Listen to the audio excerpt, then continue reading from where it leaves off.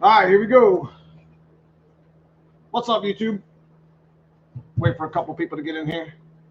Check some of my settings. Can you guys hear me? You doing good? What's up, YouTube? Seems like some of my settings are ready to go. Not too bright, right? We just changed some of the lights and bulbs in our shop, and seems like it's super, like super bright in here. I mean, I had to shut one of them off over here. It's crazy. So, what's happening? What's happening? What's happening? Welcome to my stream.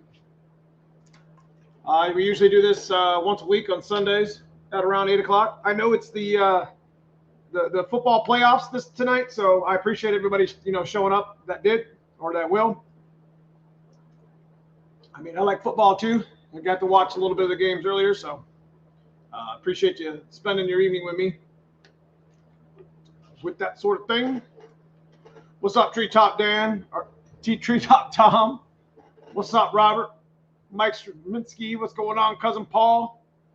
If you get the circle, I always start the stream with this. I stream with StreamYard, so if you get the little buffering circle, it'll probably clear itself up. We'll be good to go. All right, so last week we had a pretty interesting week. Well, we'll talk about that first. We had the A9L video, which was relatively boring, and it was just a short to-the-point video. Then we followed it up with a really good GT40 video, which will play a part in some of the stuff that I'm going to talk about tonight, because tonight we have it's the rabbit hole, bros. I mean, it's just, you ever just sit back. I came up with this idea of the live stream because honestly, it's worthy of talking about in the live stream more than it is in a 10-minute video, in wasting your time with that. Whereas we could talk about it in the live stream a lot more in depth. Maybe get some experiences on some of my YouTube family out there. Some of the stuff that they do. So, what's up, everybody? Octavia, Pimp, Guys in Green are my members. I appreciate the members in the member chat. Guys in Green are, if you guys are interested, supporting the channel. I can talk about it every live stream. We also have hats and T-shirts. I'm pointing at them right here. neomustangs@hotmail.com. You can get me there. You can order one. I sent out a couple last week. But yeah, the join button down below. If you're on your phone, I think you have to go to Safari or something to check it out. It's right next to the comment section or whatever. But anyway, we're here to talk about the rabbit hole, boys. Some of you guys might know what I'm talking about. Some of you won't. But maybe if I can avoid, getting too in depth. What's up, everybody? Paul the Fox, how we doing? Carlos, Pimp.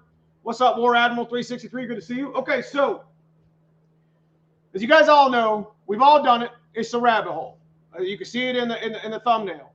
What's the rabbit hole for you new guys? It's a new Foxbody. It's new to Foxbody channels, or just bought, Foxbody or whatever. It's very easy to send that car right there down a rabbit hole, and a lot of the rabbit hole ends with you spending entirely too much money on your Foxbody, as if that's even hard to do, for that matter. So it's like your Foxbody is like one of, and I want to do this stream. You guys can give me your experiences. If you missed the stream, go back through. Make sure you comment below. Give me your experience. I always enjoy reading the comments, because I pretty much reply to most of them as much as I can. And you can give me your experience of the rabbit hole. The rabbit hole isn't exactly a bad thing. Now, the rabbit hole is just a metaphor for spending too much damn money on your car, and it still sits on jack stands.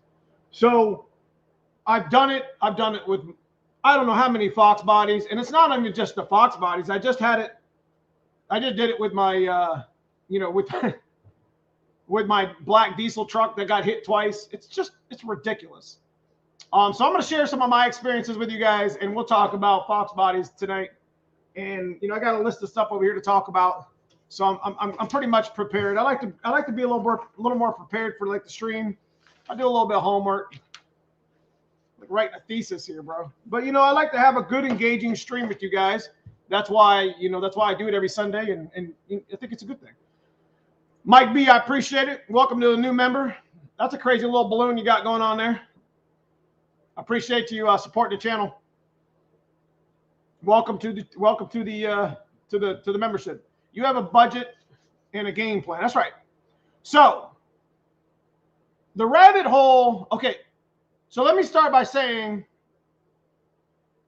a Foxbody Mustang usually goes one of two different ways. Usually the Foxbody goes towards the race, or Foxbody Mustang. Like let's just say Foxbody in general goes towards the race side. Foxbody goes towards the street daily driven side, right? And somewhere in the middle of that debacle is a gray area. Now, your gray area may be this big or your gray area may be this big, but we all try to build the ultimate daily driver street car. Now I'm going to shout out one of my club members, War Admiral. Tommy's got a really nice Mustang. Now, I didn't see him make 900 horsepower at Foxtoberfest, but that doesn't mean he doesn't make it. I mean, he's got the power plant, the trans to do all that stuff. But that car, you know, when you start talking about horsepower, you start talking about potential as fast as they are, and you start talking about Fox bodies, that's where the gray area is where you lose a lot of your, like you go down a big rabbit hole because you're trying to steer away from being full race car, because that's even more expensive. And you try to steer more towards, you know, I want to drive it every day, but I want it to be fast and I want it to make so much horsepower. It's almost like a tipping scale. And for you guys that are new to Fox bodies, this shit never ends. Like, you should just, yeah, go buy a dirt bike. So, yeah, it's, and really, this is not just a Foxbody Mustang. It's not even really considered a problem. It's an addiction. Like, I got a video, and I'm hoping you guys will definitely watch it this week, but I actually took you guys on a trip with me. And I actually did like a vlog style video. It is a little different than normally. You know, normally I just cut and edit. I don't waste your time.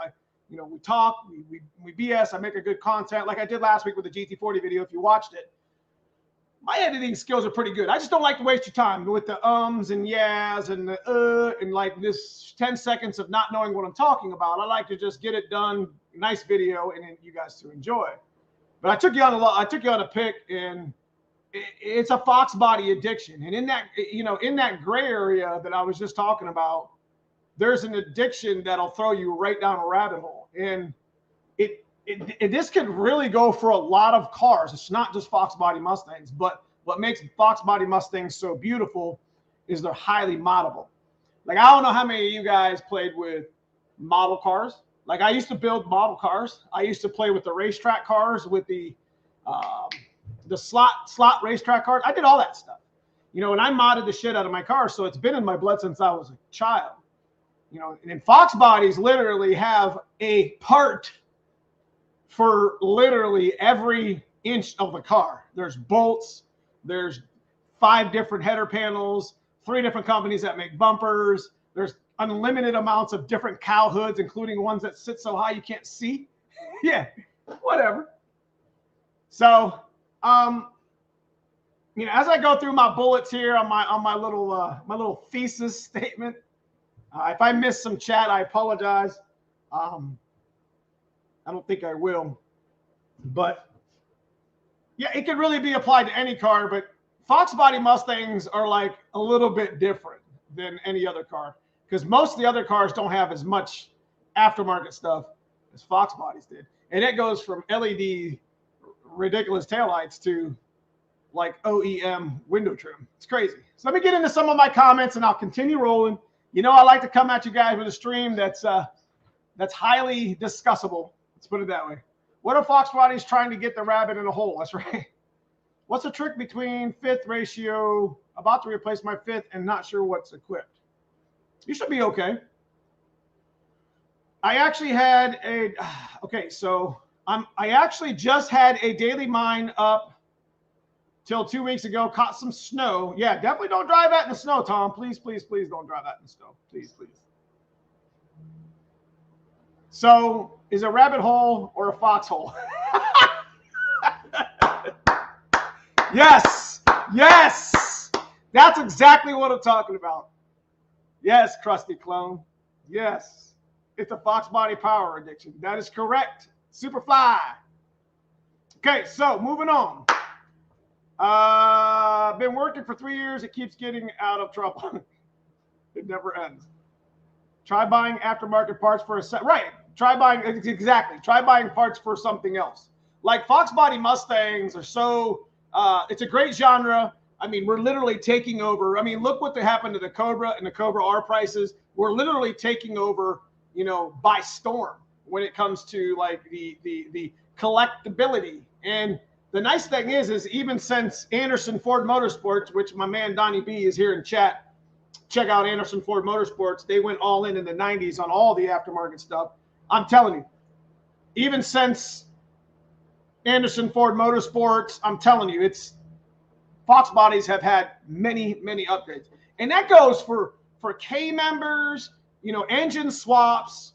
Hell, they have a K member now for a Godzilla motor that just came out, if I'm not mistaken.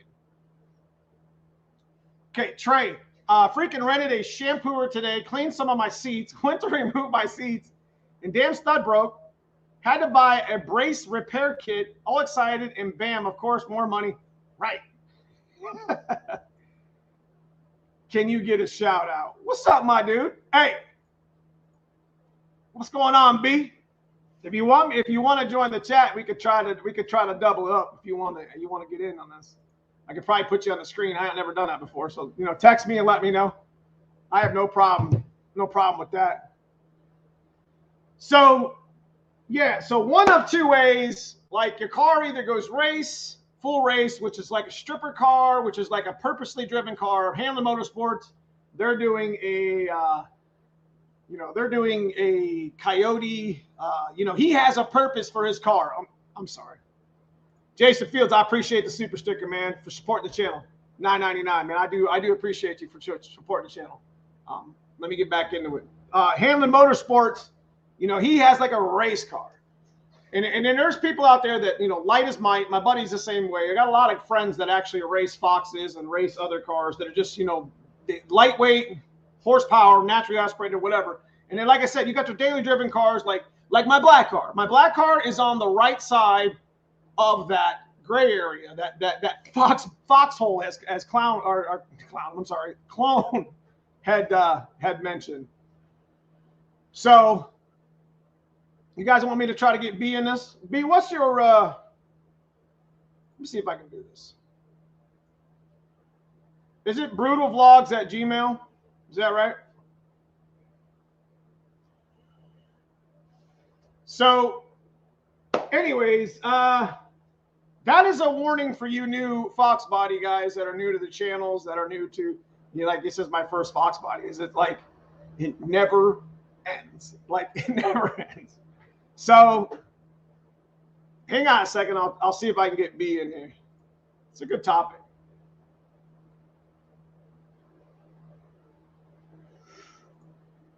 Hang with me. brutalvlogs@gmail.com.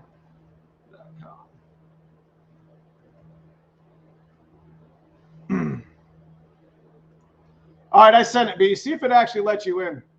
I don't know. It's the first time doing this double up. So, broken tool. I think I got a good balance with entry level Auto X. That's right. Autocross is actually something cool that, like, I've never seen happen before.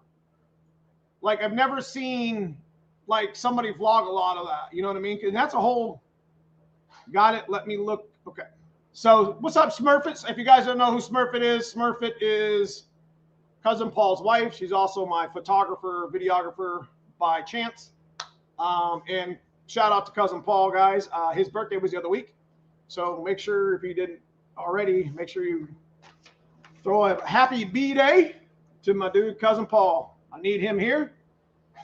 He's my brother and my friend. Okay, so we're going to talk about budget here in a second. I think. So we're going to try to get Brutal in here, put him on the other half of the screen. This is kind of something that wasn't planned. So definitely excited to see if it actually works, because, I mean, I've never done that on StreamYard. Shouldn't be too hard. I invited him via a email. And I think that's how you send the link. What's up? What's up, Frank Freestangs? Hanlon, what's going on? We were just talking about a purposely driven Foxbody built for race. So, the rabbit hole. Anyways, while we wait, my black car is like I built my black car. It's like, you know, it was made to drive. Like, I'm not trying to actually race my black car a lot. But you know what? I mean, it does run 970s full weight.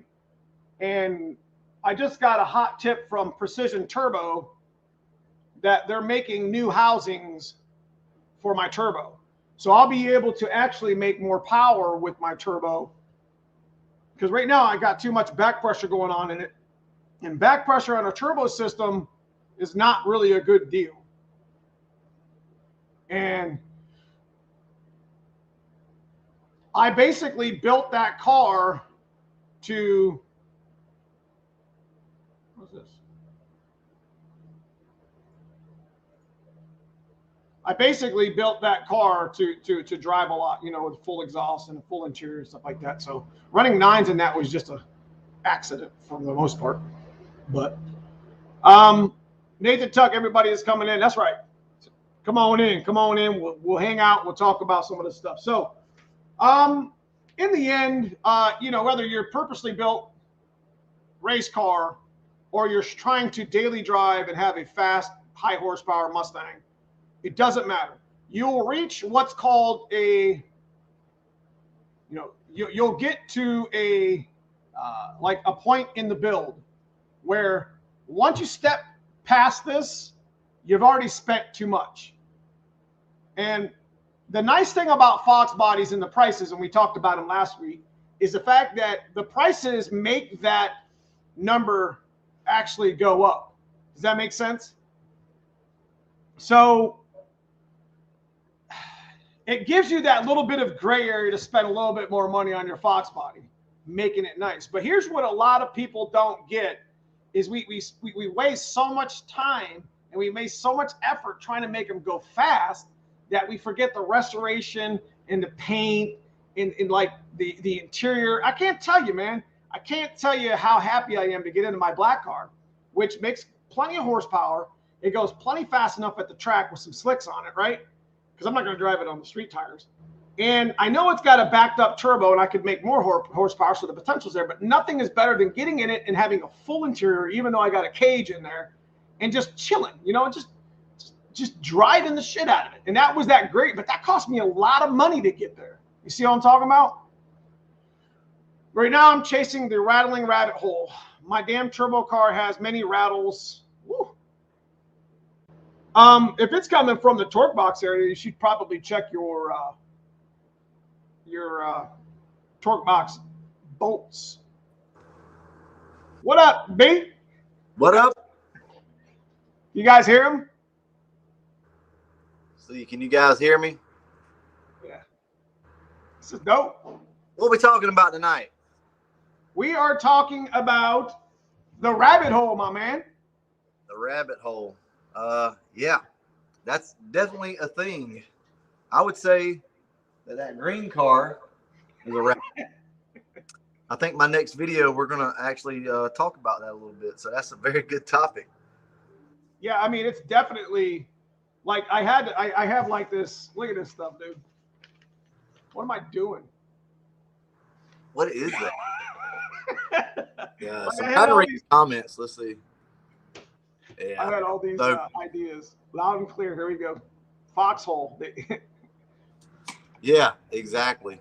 Let me get you set up over here. Bear with me for a moment. Yeah.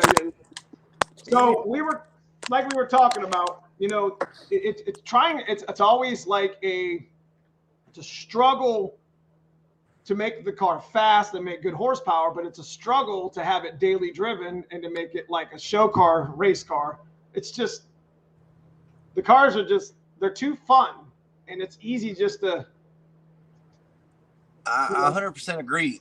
Like I said, this actually ties into the video that I'm going to be doing tomorrow. Nice. I kind of did that with the Calypso. You start heading down this rabbit hole, and there's no end in sight if you're not careful. You really need to go in with a solid game plan and know what your expectations are for your car. We wanted the Calypso to go fast. We wanted to be able to compete, if we wanted to, or at least I thought. And I think now we're just kind of realizing that we enjoy driving the cars more. So with that being said, I'll go ahead and kind of talk about a little bit, I guess, what the video is going to be about tomorrow. And one of the things that we kind of messed up on was going a full spool in the back of a street car with those little dinky coilovers, not Vikings. I mean, your regular little shocks and the coilover kit. That has not been fun. So I actually regret that. 35 spline axles and all that's just a lot for the street. That's a big boy axle. That's a big boy axle. I got 35 splines in my white car. You ain't breaking that. No. And I didn't need to, but I didn't realize the price difference between a, like a 31 spline versus like a 35 spline carrier. Whew. It's almost like, and this was in my little thesis over here. It was just like you got to the point you were like, while I'm in here, I might as well just do this. Might as well just upgrade that. Exactly. Well, and for us, it's kind of hard to appeal to the masses because, we get people that say, you don't spend enough money. You're not buying, the right parts, the best parts. You're buying cheap stuff. So then it's hard for us because we really start to go down that rabbit hole really quickly trying to buy all these parts, and you end up with something that you just really don't enjoy. Now, that can be remedied with a locker in my case. But, yeah, I mean, just in general, the rabbit hole is so easy to go down, and peer pressure is a huge part of it. You're a YouTube fan, bro. They're like, let's go. Spend that YouTube money, dog. Yeah, baby. I can't see the chat. Well, let me look. I think you can't see it. Well, I can, but I can't see you if I do that. So just know that I can't see you, but I can read the chat now. You can see it now? Yeah, I can see it. So we got Blue Oval in the house. Yes, we do. These are the Foxbody gurus right here. What's up, Blue Oval? Good to see you. Yeah, we got Broken Tool in the house. Yes, sir. Lamar, yes, hey, Lamar, man, thank you so much. Can I give a little shout out to Lamar here real quick? Absolutely. Do what you need to do, my man. Badass. Oh, right there, baby. Badass, bro. Yes, sir. This guy right here, man. I'm telling you, he's a man. Woo! I think it's nice. That is nice, man. It is nice. He did one for Blue Oval, didn't he? Yeah. So Blue Oval got one. I absolutely love this thing. So thank you, man. Appreciate it. So I don't know where Caleb is. I hadn't talked to him today. Have you talked to him today? No, if he pops in, I can always send him an email. He could come in on the 3rd. Doesn't matter to me. Yeah, absolutely. So look, if you guys would like something like that, hit up Lamar. Hey, Lamar, if you don't mind, man, you mind typing your email address out somewhere they could contact you if they would like one of those? I'm telling you guys, that's super cool. If nothing else, maybe you get one for somebody this upcoming Christmas. That gives him plenty of time to get them done, a birthday, something like that. He's making one for Pop's car right now. Shout out to Hanlon Motorsports. Yeah, Handling in Donnie the B's house. in here. Donnie B in here somewhere, B. Yeah, Donnie B's in here. We got Andrew in the house. Yes, sir. Yes, sir. So, anyways, what I was thinking is trying to explain to the people with the new Fox bodies, and that's where I was going to get to, is listen, with the Fox body prices changing, especially with the Cobra, what do you think? Say we found a Cobra in a field. Where do you end restoration on something? It's something like that. You go right to, there's like an unlimited check right there, right? Yes. So you're talking about like a 93 Cobra? Yeah, a Celine or a Cobra needs restored. Now, the rabbit hole can come very quick for those cars, right? All right. So you're talking about something that needs some work, that needs to be restored, and you find it. To me, if you're asking my opinion on that, that's the car that you modify. If and the reason why I'm saying this is some people say, well, I could never buy a 93 Cobra and modify it. Well, if you're going to do one, that's the car, in my opinion, to do it to, one that needs some type of restoration. If you find a super clean 93 Cobra, that's probably not the one you want to start modifying. No. Especially the way, like, it's easy to spend a lot of money on restorations, especially with Cobras and Salines, but you know, the community needs to know, with the price tags the way they are now. Well, what do you think? Well, like, let me ask you. So, all right, I'll give you a scenario. So you find let's just say a black 93 Cobra sitting somewhere, paint's faded, seats are a little torn, you know, things probably got 250,000 miles on it, but all the interior pieces are there. The car's got like a cold air kit and some Flowmasters. Like, what's your angle of approach? If it's got a really nice interior, it's lightly modified. Once you start modifying a car, there's like no return, and that's where the rabbit hole comes in. But if I had a car like if that's what you're asking, if I had a car like Caleb's dad's car, yeah, I probably wouldn't touch. Yeah, I probably wouldn't touch it. I think what Caleb, God bless it. I think Caleb, he said he misses the boat on whatever, you know, being able to modify dad's car. And I think he had mentioned how he was kind of sad because he wanted to make content for, I think he did a great job with dad's car. I think that's where it's headed, you know, we've modified for so many years, and you can only modify so damn much. You know? Yeah. I mean, we're to the point where we're going back to old school mod. Yeah. Oh no, I think I blocked. How do I unblock him? Yeah, so War Admiral says that it really depends on the level of restoration. Exactly. So I guess I'll give you my take on it. So let's go back to the same scenario. Let's say I found a 93 Cobra in a pasture. Okay, been sitting there for a couple of years. Paint's faded. The seats are ripped, worn out, but everything is there in the car. Maybe somebody stuck some one-piece headlights in it because, you know, we all love those. Right. So the way I would handle this is I would paint the car back, obviously original, you know, black, go back black. I would try my best to source some factory really, really clean seats.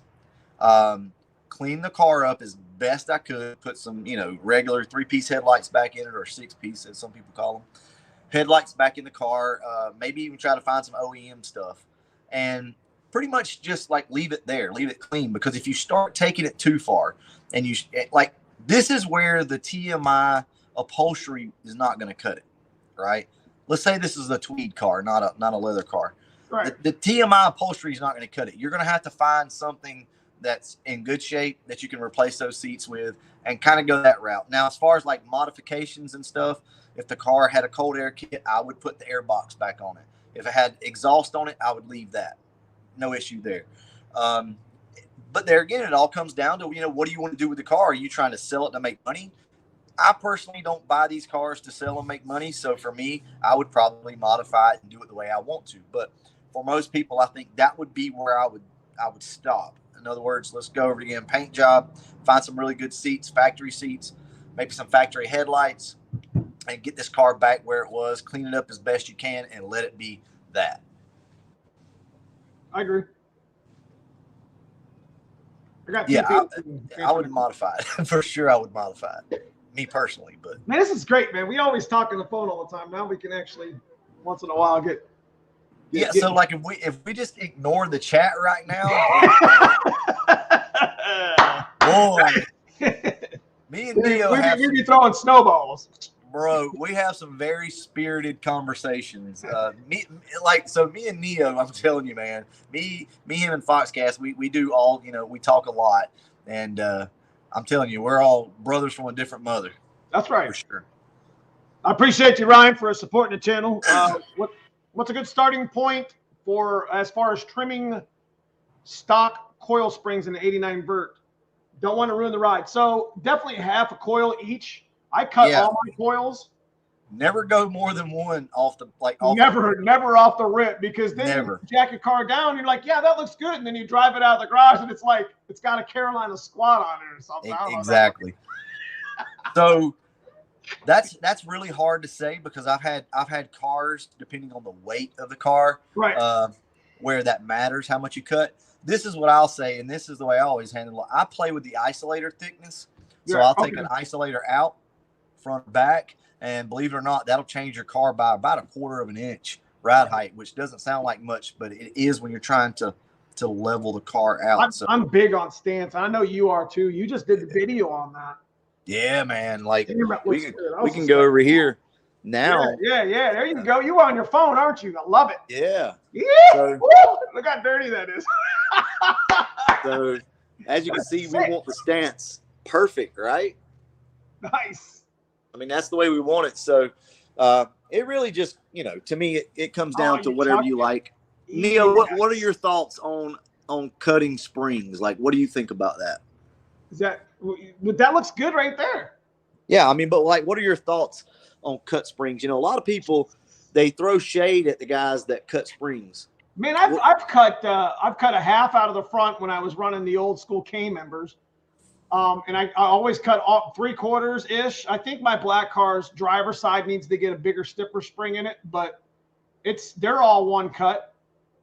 And I've been racing out of both. My white car's got one cuts. Yeah. So okay, give me your thoughts on like ride quality versus an Eibach or something like that. I'll be honest with you. You can race. You can stance your car out, and you can drive and daily it all day and twice on Sundays with factory springs. I've been doing it for years. I don't buy any of that aftermarket stuff. There's nothing wrong with coilovers like you did, but I think you're having a little bit of buyer's remorse right now. You were just saying. I am. Well, so let me touch on that real quick. All right. So I personally love to cut factory springs. It makes sense. They're a linear spring. So when you cut them, the spring rate, yes, it does go up, but it doesn't go up as much as you might think. I've had aftermarket springs that ride more stiff than factory cut springs. So that's just my opinion. Other people can argue, whatever. I like it. Now, as far as the coilover kit goes, and I'm not talking about Vikings. I'm talking about just a regular coilover kit. I personally love them. I think they're great if you get the right weight spring. But with a spool in the car and those little dinky coilover kit deals, it doesn't work. It causes the rear end to do this, and those little shocks can't sit very stable up there in the hole. You go ahead and talk. I want to show you guys something. Go ahead. No, those little coilovers you got going on, bro, though, it's got that thing sitting right. Oh yeah. Let me check. I'll check some of this chat here. Yeah. I want to show some people some stuff while we're talking about that. Let's go. Never-ending adjustments. That's why I bought those weight jackers, to be honest with you. Now, look, I love my coilovers. I really do. I love them. With a spool, though, it's not the best setup. So let me show you guys what I'm talking about here. Okay, so you can see that. And then you can see the difference in that, right? This is what's holding my shocks and everything in place right there versus what you could have with a nice set of coilovers. Also notice the mounting spot right here. So this is all going to be contact surface area right here under the bottom of the car versus that. So this thing is really moving around in there. So that's really what I'm talking about whenever I say, I don't really like the coilovers with that. But, now these are obviously Vikings. Real deal. But those aren't mine. Those are Andrew's. Well, I mean, hey, you know what they say about possession, right? 9/10 of the law, baby. Hey, boy, you work in my garage. Hey, I mean, let me get up on them. Let me get up on them Vikings, bro. Ooh, I know, right? So weight jackers in the car. Yeah, dude, I ran the weight jackers. Like I said, I think I got to run a little stiffer spring on my driver's side of my black car. I don't know why. I had to adjust my weight jackers up probably another 1.5 inches versus the passenger side. So Krusty Clone mentioned the Maximum Motorsport adjustable lowers. I love those too. I mean, they're great. I've used them. and I've had no issues there. So you guys that want to save a little bit of money and be able to adjust the back of your car, absolutely, man. Those Maximum Motorsports lowers are great. You can adjust the ride height for sure. So where is Andrew? I think Andrew's at work. Or where Andrew shocks, I don't know, because he's not getting these back. What is this? Vikings a rabbit hole deposit. That's right. They're like $600 or something like that. Yeah, I know.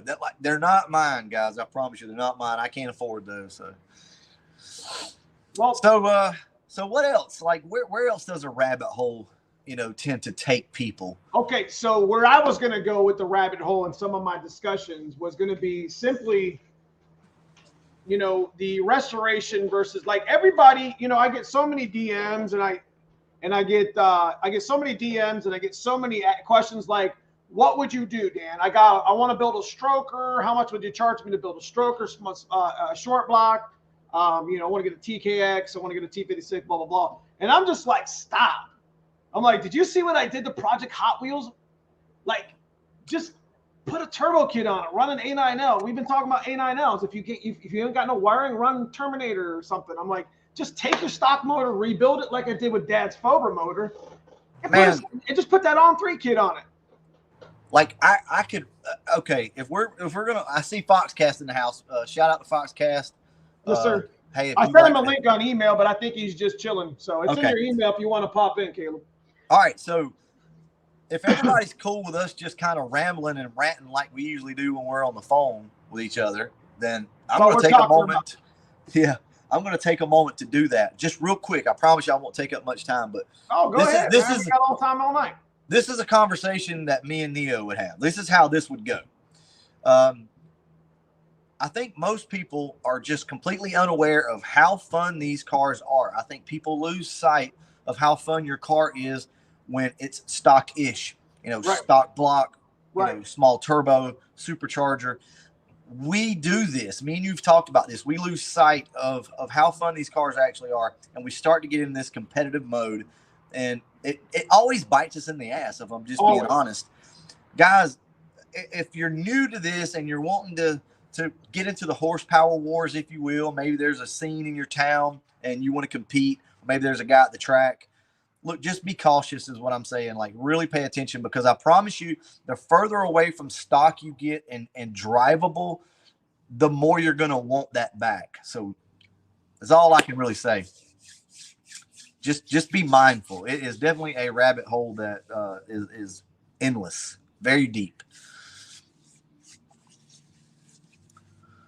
That, guys. Sorry about that. Yeah. You're back. But all right, sorry about that. No, you're gonna get that. I got 7 feet of snow. 7 feet of who's got 7 feet of snow? Bro, let me show you something. You want to see cousin Fred's car? Yeah.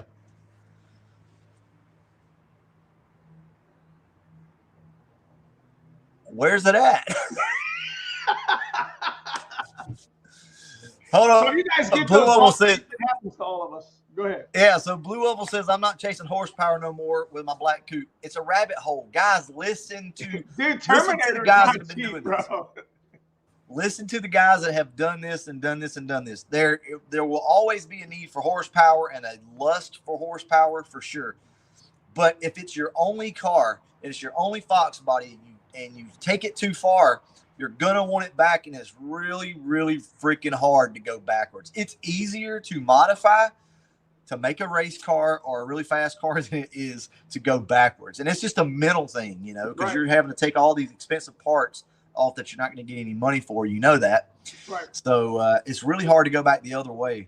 So enjoy your cars, guys. Just enjoy them. When you start, like I said, you'll get to a certain point with your build that it's just like there's no return. And with the Foxbody prices going up, and a good coupe, good clean, well-built coupe can pull 15K. But like if you can get one that's clean, that's got decent paint on it, may need a little interior work, and do a lot of the work yourself, you can put a little money into it. It's not really a profitability investment, but you won't lose any money technically by spending money on the car until you reach this platform. There is a number. And then past then, it's like it's like you get pushed out into the open and says you're on your own at this point. Exactly. Got a question: 1/2 inch or 1 inch phenolic spacer for clearance on valve covers on a stock 70mm engine. What now on it? You see it on the screen? Can you see it? No. What are they asking about the phenolic spacer again? Yeah. He gave a super chat for it. Oh, I didn't see it. I'm sorry. 1/2 or 1 inch phenolic spacer for clearance on valve covers. Stock 70mm throttle body. 1 inch if you can go. I mean, if you got the hood for it, go 1 inch. But if not, then go 1/2 inch. That's right. That's right. No, those phenolic spacers are phenolical. Phenolical. Isn't it called phenolic, bro? Yeah, it's called phenolic. But instead of phenomenal, it's phenomenal. It's kind of the word you want to Whatever, say. man. It's kind of the word you want to say, like a yeah, exactly. Phenolic. Let's see what blue we're talking about. Did help me see my horsepower number at Foxtoberfest. Hey, look at that! Shout out to help me with the Foxtoberfest. Yeah. So the one problem he was having, and the Terminator swap's not easy, and in Kenny's coupe, he's got a truck ton of money in, and that's not a bad thing. It's just he's very meticulous, just like we are with our Foxes. Of course, my cars need a little bit of paint to be in the same area as you guys, but long story short, he had an alternator issue, and thankfully I had my race trailer and stuff there, so it was just my pleasure to be able to help another content creator. I definitely did not. I feel kind of like bad because I didn't get a chance to get on there. You know what I mean? I had my car pinned at about 650, 700 wheel anyways, but yeah. Anyway. So, guys, well, first off, shout out to Mike Straminsky. Yes, he's always looking out in the house, man. I appreciate. Listen, any of the super chats that I'm getting tonight is going to be shared with Brutal, just so you guys know, because that's just the way I play the game. So it's easy for me just to Venmo or PayPal it. Not a big deal, because that's what we do. Yeah, well, you don't have to do that, you know that. But I've already talked to Neo, and that's the way he wants to do it. So I have to. Hey, I respect that. That's awesome. I'll do the same as well. But yeah, real deal, Mike Straminsky. So I've seen it, Mike Straminsky and Straminsky. So which one do you prefer? Oh shoot, you got two accounts. I've seen the one must be the one must be hiding from his wife because he spends a bunch of money. I'm just kidding, Mike. Can we that we have Brutal back? Yeah, man, I'm back, man. It's been rough on me. I'm not gonna lie, guys, not to get all off into that, but it has been very rough on you, boy. I promise you. But at the same time, we're doing what we need to do, and I am glad to be back. And I'm pushing hard. I'm pushing as hard as I can. Yeah, it's good to see you back, and you got yourself, We're back. Hey, look, let's check. Hey, check this out though. We actually we started this car and we ran it for like a minute and a half. I mean that's actually crazy. Did you with no headers? No. We got headers. I bought some headers. So but you fired it in your video. See, I watch your videos. I watch your damn videos too. You don't, bro. No, listen, I watched them flames. That was good, bro. We got like some new stuff. We're gonna keep it old school, but I'm gonna clean it all up. And trust me, guys, we're gonna get this thing cleaned up. It's gonna look good. Trust me. Absolutely. But yeah, man, I'm glad to be back. Working on this car. That's something that my mom wanted us to do, me and my dad together. So we're back working on it, and I hope for everybody that has been wanting the 65 fastback content, I hope you're happy because we are on it. We are on it, baby. We are on it. That's for sure. So hey, I want to give a shout out to my man Chris at Vengeance Clutch. That's the guy that I got that twin from that I still have to put in. Sorry, Chris. Actually, Chris at Vengeance Clutch is coming out with a 1200 twin, and he's going to let me check that one out.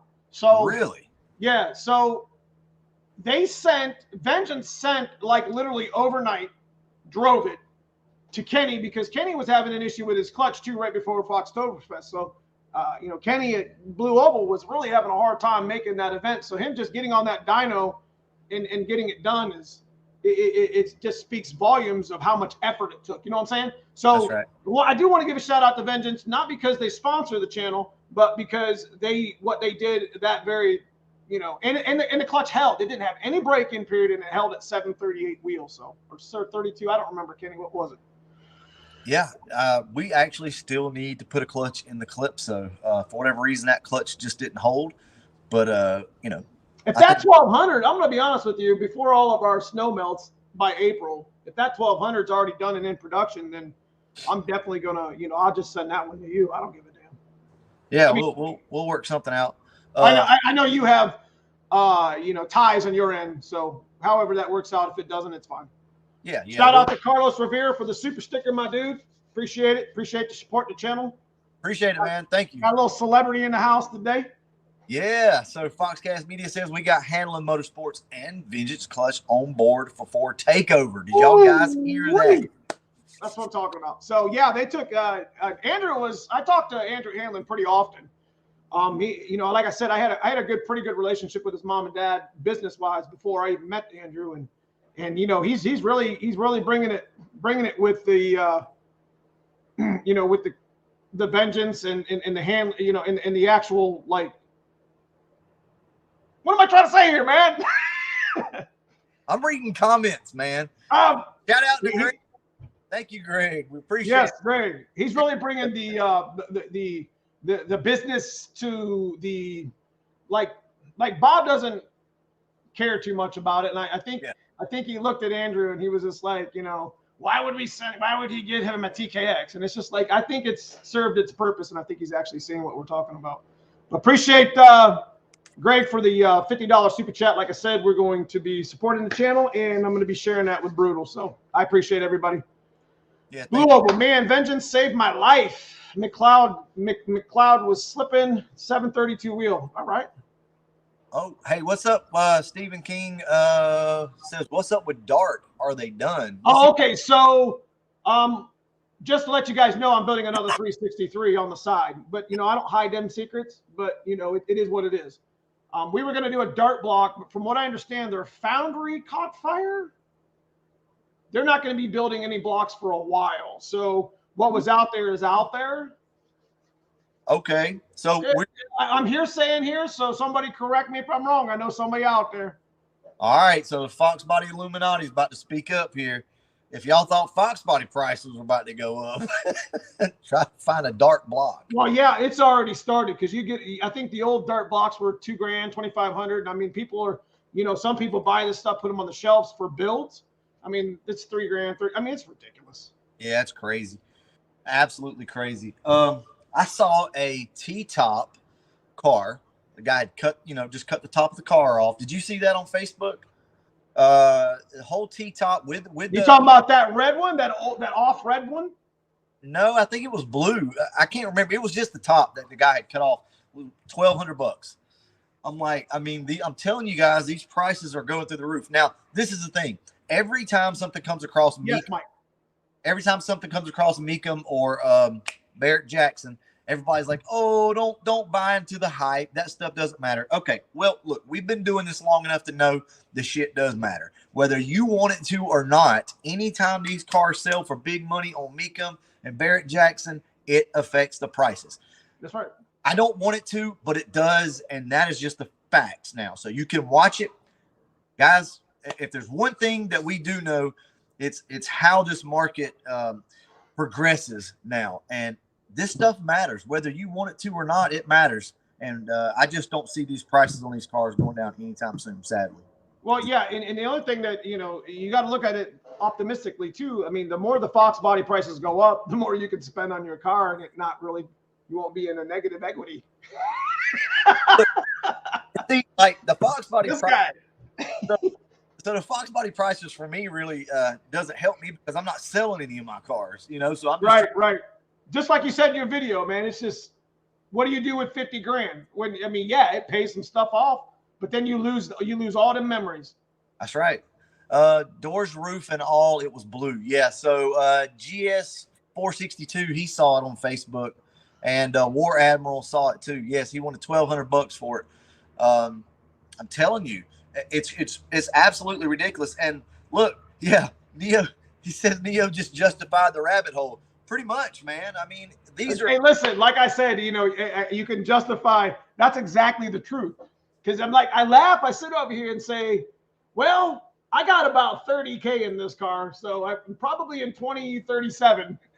I won't be in a negative equity. Yeah, absolutely. Mike B, appreciate it, man. Thank you so much. Yes, sir. Appreciate the super chat. Actually, that's his second one today, man. I appreciate the super sticker, Mike B. Guys, like I said, any of the super chat we get, it goes towards both of our channels, and we're just here just hanging out. So we do appreciate it, and thank you. Yes, absolutely. James Salter says Facebook Marketplace prices are getting crazy. Unpolished turds people are asking big money for. James, I agree, man. It's happening, but I'm watching more and more people comment, waiting for the idiots to respond to say that the price is too high. It's like you're starting to see as many people that fuss about it. You're seeing as many people support those prices.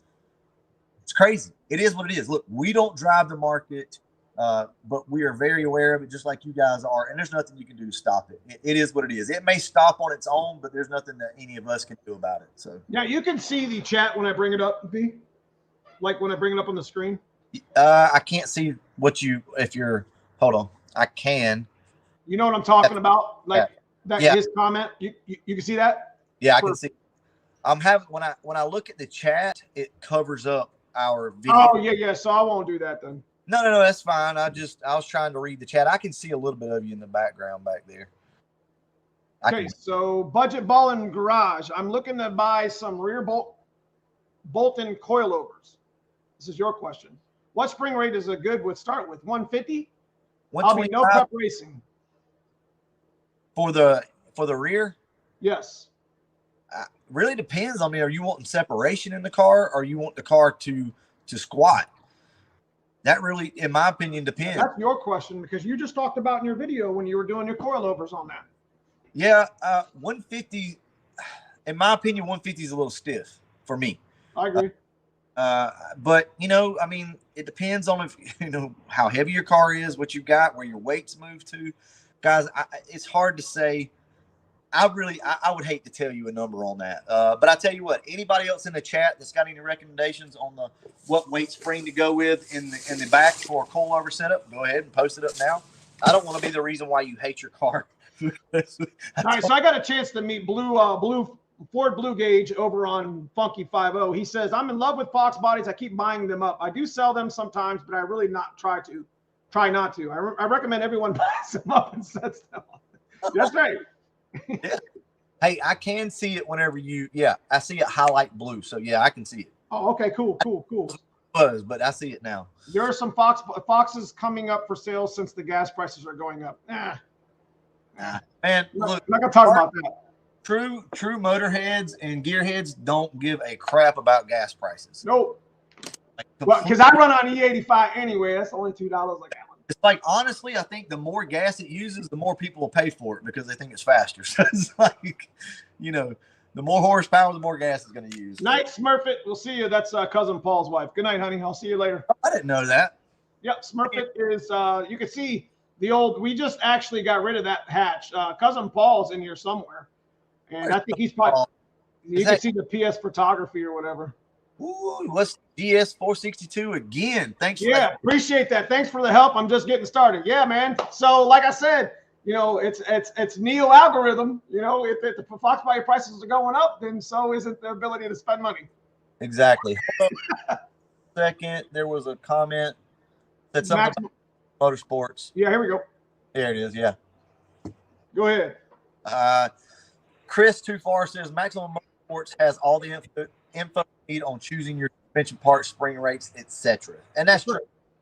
I always tend to go a little softer than what they recommend because if you just go with like a strange 10-way shock, you mind if I explain this real quick? Hit it. So on a single adjustable, which is like a strange 10-way, I like to run a softer spring, and let me tell you why. Because you can't adjust compression and rebound. The spring rate becomes a big issue. If you can soften up your shock like that, then a heavier spring rate tends to work a little better, in my opinion. But on the ranges, they're just a single adjustable, which is compression only, right? I think it's right. Compression only adjustment. So, but if you have double adjustables like this, then you can tend to get away with a little more spring rate. Now I'm talking just ride quality, okay? I'm not talking about race car stuff. Now, no prep is the way you adjust your shocks on no prep versus actually like a slick prep track is different too. So you got to keep that in mind. The double adjustables, if you're talking about going 150, that is a little bit stiff. But here's the thing: is if you can't, you don't want to shock the tire up on the radial, anyways. You know what I mean? No prep radial racing. It's literally just hook and go, and it's all about suspension and tire, really, for the most part. There's whereas slicks, you take a lot of that out because you just shock the tire and go. I don't know. I'm yet to dabble too much into the whole radial thing because that's coming, the whole no prep radial thing with probably my black car, but we'll see. Turbo John, if you guys want info on that, yes, Turbo John, look him up. And that dude is super fast. Yeah, I dabble in it. He's a good dude. He's a good dude to listen to. Very good dude, very smart, and he gets separation. He's anti-squat. So if you guys are into anti-squat separation and stuff like that, where the car actually stands up when it leaves in the back, like that's what he does, and he has a lot of information on that. Our back in the day, whenever we would leave, we wanted the car to squat as hard as it could, but there's other options on that tire. We were just talking about feathering our slicks today because one of my guys that I race with, you guys seen the yellow Cobra that runs deep nines. He's the world's fastest IRS Cobra. They got all those special, no pun intended, but they got all these I'm the fastest supercharger.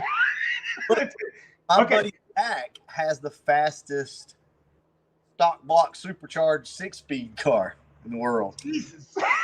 Anyways, he's the fastest supercharged stick shift IRS Cobra.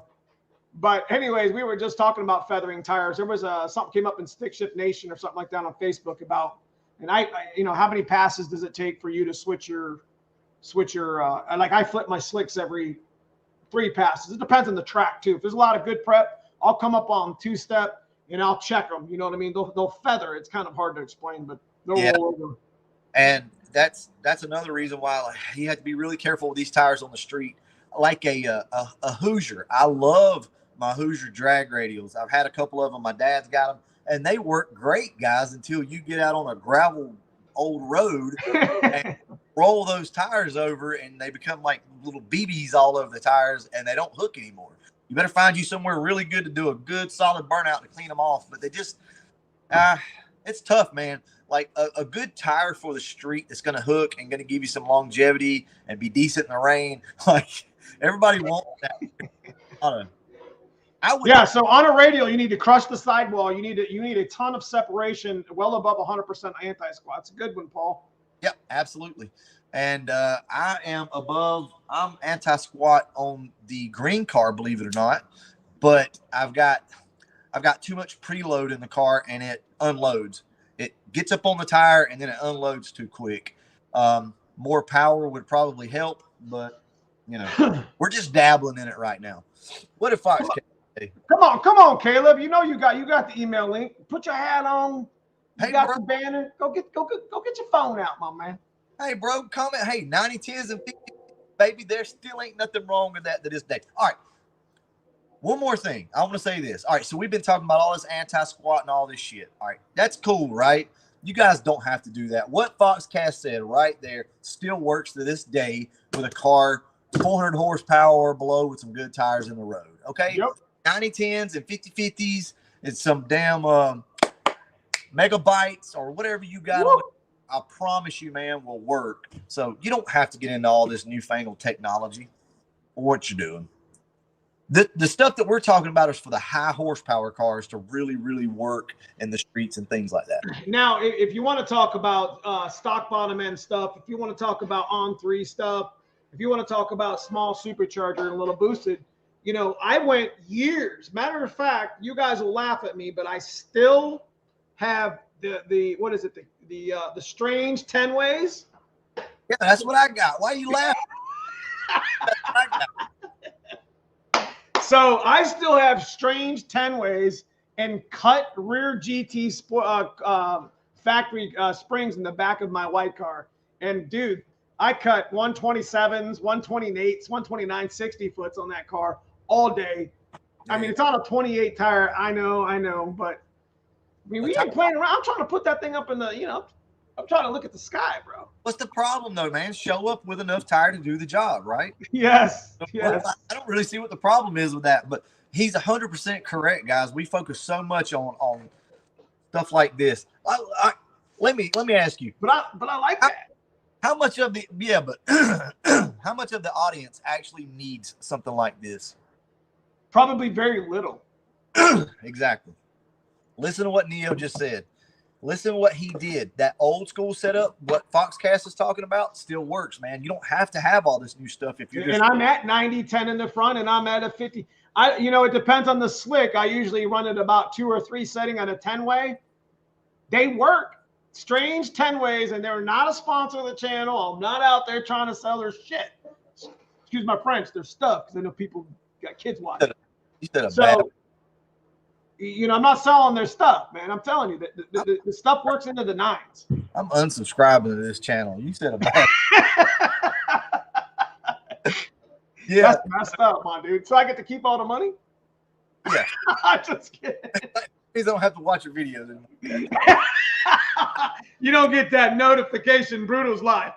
Yeah, exactly. So Blue Oval says there are all the rules from the 90s. These are all the rules from the 90s. Yeah. And look, seriously, I don't know how to say this. A lot of you know what I'm saying, but a lot of people aren't going to want to listen to this. What worked back then still works now. The reason why you see stuff like this and all this high dollar suspension is because people are making way more horsepower now. So they need stuff like this. The old school stuff won't hook 1,000 horsepower car in the road, but it more 350 horsepower car in the road. It works. What? Brutal and Neo Mustangs knows tire matters too in auto or stick. Yep. Yes. Tires matter. Look, a buddy of mine, Ronnie Spivey, I know he's not watching. I know he's not on here. I told him years ago, I was like, I said, look, put some tires on your car. He was doing all this stuff and just spinning. I said, look, tires. And that's what I told him. And for whatever reason, he remembered that. Well, I had my 03 Cobra and I had put a pulley on it and did a couple other things. And the car was fast for what it was. But it just had a set of BFG G-Force drag radials on it. And he rode in the car and was blown away at the difference in it. And he come back to me and he said, you always said tires. He said, I see it now. And it's true, guys. Tires are really everything. You can take a car with no suspension whatsoever and put enough tire on it and make it go. You can't do the opposite. What we got? What's up, Slow Fox 89? Late as hell. It's good to see you. 89 GT says the maximum motor coilovers are just installed, haven't installed yet, but engine being out at the moment. Okay. Donnie B, that's exactly right. Our Anderson stuff was made in the early 90s, early 2000s. It's still relevant to this day. Absolutely. 100%. Guys, forget about that, but I'm telling you that it is absolutely true. Most of you know this. We just have some new guys or, something like that that's maybe just getting into this stuff that don't understand. So here we go right here, B. What kind of tires are the best for everyday driving? Just getting into it. I got it, dog. I got this. Let's go. Nobody's going to want to hear what I'm about to say. Let's go. You ready? Nitto 555R. Woo! For the street. Wait, let me. If you want to drive it in wet weather conditions, I always recommend a Nitto 555R drag radial because they do disperse water. They're decent. They're decent. Listen, I'm going to be honest with you. With now going to my side of my experiences with Nittos is at the track, they didn't hook worth a F. On the street, I did nothing but black marks. I ran a lot of Mickey Extremes too for years. Yep. Actually, I got a big footprint on my black car, which I got a 10.5 in the back with a 315. Whatever that G2 garbage is that they're selling at LMR actually is not bad. You talking about E2, not the radial. No, the radial, like the regular tire. Like I got that tire with the SBE 10.5 deep dishes that they sold, and they're not a terrible tire. No. I've got those. On the Retro Fox. They're not bad. It's perfect because tomorrow's video we actually cover a lot of this stuff. We talk about a lot of it. So we're just prepping the community for it. What are your favorite? Oops. Yeah, we're what are your favorite drag radials? All right, you go first, and then I'll follow up. Like my favorite drag radials were the Mickey Thompson Extreme Street Drag Radial. The one thing I didn't like about the Extreme Street Drag Radials, it had like no tire on it. I mean, it was almost like too slickish. Does that make sense? Yeah. So I'll say mine are the Hoosiers. The white letters, bro? Yeah.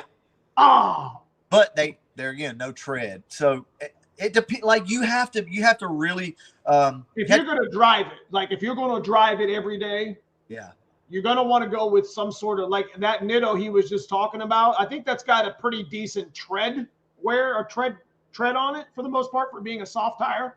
Well, so let's go up here and look because they are pretty much the same design, very similar anyway to I think that tire. Hold on, what is it? No, these right here. Can you see those? Yeah. They're very similar to that tire, just in a radial. So you really can't beat that. No. That looks like the tire I got. No, maybe is that the G2s? Yeah, that's just the G2. That's like I said. That's in a nice pavement, decently warm day. We get down with that tire. Yeah, absolutely. Now this is a 555R, so this is the old drag. I love that tire. I used to love that tire right there, boy. Yeah. Woo, that's got a good tread on it. See what I'm talking about? Yeah. Well, not that specific one. Yeah. So I personally like those tires. It all really depends on, if you're asking for the best hooking tire, I mean, Jesus, you could go on and on. But the Toyos, everybody swears about the Toyos too. I have not. They're expensive. Arch plates. Those are expensive. Yeah. That's what it is. The 888Rs. Yes. And people love them. But I'm not ever run them, but they swear by them now. But man, everybody swears by everything. I personally am a Hoosier guy. If you want to hook and go fast, for me, it's a Hoosier. But everybody's got their own tire. Do you put the white letters out? Yeah, I put the white letters out. Horse, man. Do we need to go out there and look at Papa T's? You're right. Shake and bake, baby. Shake and bake. That's what's up, baby. Hey, I have tire noise, but I usually hear turbo and exhaust noise. Donnie B in the house, baby. Hey, Pimp, I haven't noticed tire noise. Whoosh, whoosh, whoosh. I actually text messaged Caleb because I was listening to his. I was watching his video, and right at the end, I texted him. I said something about whoosh, whoosh, whoosh, or whatever, and he was like, "What are you talking about?" And like at the end of this video, he's like, he had said something about the turbo, like, psh, the yeah.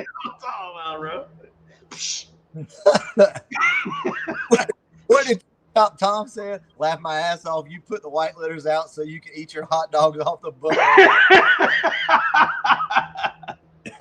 Come on, son. Look, man, if you put your white letters in, you kiss boys. So I mean, pick your poison. Man. All right. So Foxcast chimed in. He said, for a stick car on the street, max traction for me was the ET Street R bias ply. Well, now, Foxcast, if you were talking about some bias ply stuff, Hoosier, I still go with my quick times, but yes, you can't go wrong with the ET Street either. Old quick times, man. Woo. Old quick times. Quick time, boy. But yeah. So, all right. So let's talk about something else. If you don't, let me ask your opinion on this, Neil. I'll come back to that Superfly. No, go ahead. What is the one engine mod you cannot live without? Woo! I already know. You go. The one engine mod that I can't live without. Come on, baby. Come on, man. Don't let me down. No, it's simple. Bruh. Exhaust. No. Well, I mean, I guess. Yeah, I guess you gotta kind of have that first. I mean, it says the guy who makes videos about the cam sound. Come on, bro. It's cam sound. There. You said it right there. Cam. For me, it's gonna be cam. Oh man. Even with a stock exhaust? Well, I mean, like stock exhaust is like a given, man. You gotta do, but yeah, B cam, man. B cam This is what I think of stock exhaust, bro. Look, we put a Anderson B21 camshaft in a car with stock headers and nothing else, stock airbox. Like, you know, like it's He said stock airbox. You still got that in there? Yeah. Dude, Andrew's car is completely stock except for Anderson B21 cam and mufflers.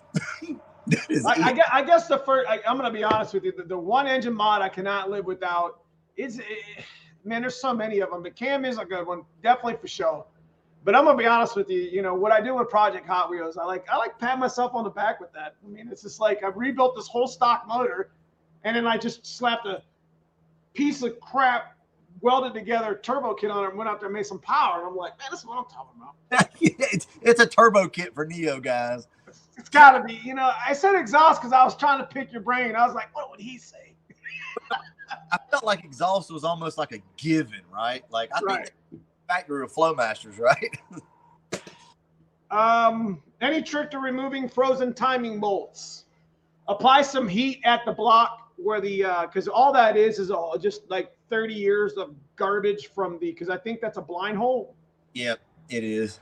And it gets a bunch of antifreeze in it. So yeah, it gets all. Make sure you apply some heat around the area. Get it nice and warm with like you know, with like a propane torch or something like that, and then kind of work it back and forth and stuff. You know, maybe, you know what I'm saying? Because if it snaps, then that's just the way it is. But yeah, it is what it is. Also, I always tighten first. Yes. That seems to help if you tighten first and then back up. I don't know why that is, because it was already headed in that direction. So go ahead and get it to pop tight, and then it usually come out. But go slow. Heat will kill that bolt and that stress. So if you start twisting that bolt, it's gone. Now that bolt runs through aluminum, so you can heat that aluminum up pretty fast. It'll probably radiate right through it anyway. So don't get that aluminum too hot; it'll warp. Yeah, and you can weld to it if you needed to, being the fact that it is aluminum. I had to do it on the 65 actually. So that is a good note. If you do break that bolt off and there's anything sticking out, you can put a nut. Matter of fact, right here is where I actually had to do it. You can put a nut over it and weld it. Tricks right there, boy. Yeah, and it won't weld to the aluminum. So look at me. I'm like doing this because I'm trying to look at it. Oh, it's so stupid. I can barely see behind because I'm looking at that. So, all right. So what was I going to ask you? I was going to ask you something about tires. Yeah, come on. Was it something? Okay. What's better on suspension, radials or a wrinkle wall bias ply tire? What's better as far as shock? What's easier on the suspension? The wrinkle wall, the slick. All right. It absorbs the energy. So especially with a spooled car, if you have a car that has a spool in it, drag radials are going to be one of your worst enemies on the street, because that drag radial wants to hook, right? It wants to grab into everything, and there's no give, or not as much give as a bias ply. Right. A ply on the street, man, this is iffy here. This is touchy because a lot of people are totally against it. But for instance, when my car has a spool in it, that car really needs at least a short bias ply tire on it, a wrinkle wall tire, if you will, to help absorb all of that shock and all of that twisting motion that goes on with a spool. That's correct. But going back to what we were talking about, though, can you elaborate a little bit more on like the wrinkle wall, or a bias ply, how it's easier on suspension versus I mean, the shear shock, basically, like a radial, is that like it doesn't have a whole lot of give to it.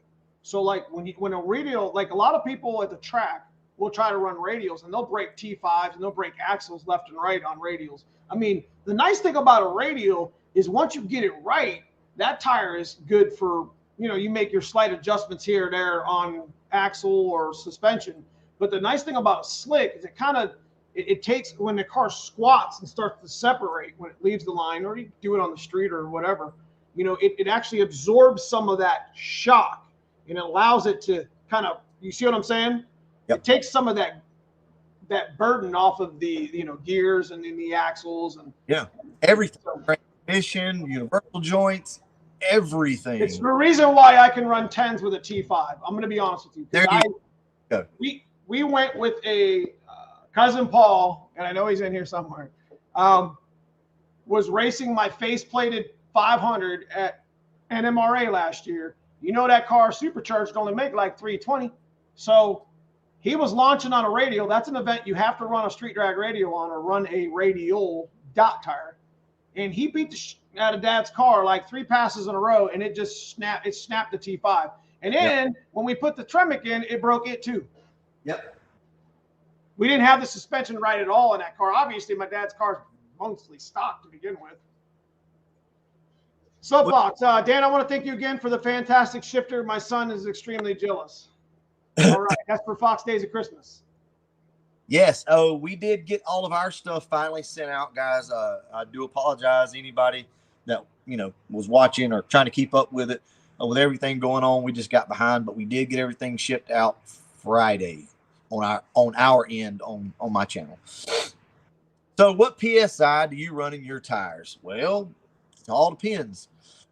I mean, are you talking about street or are you talking about racing there? That's a loaded question, my man.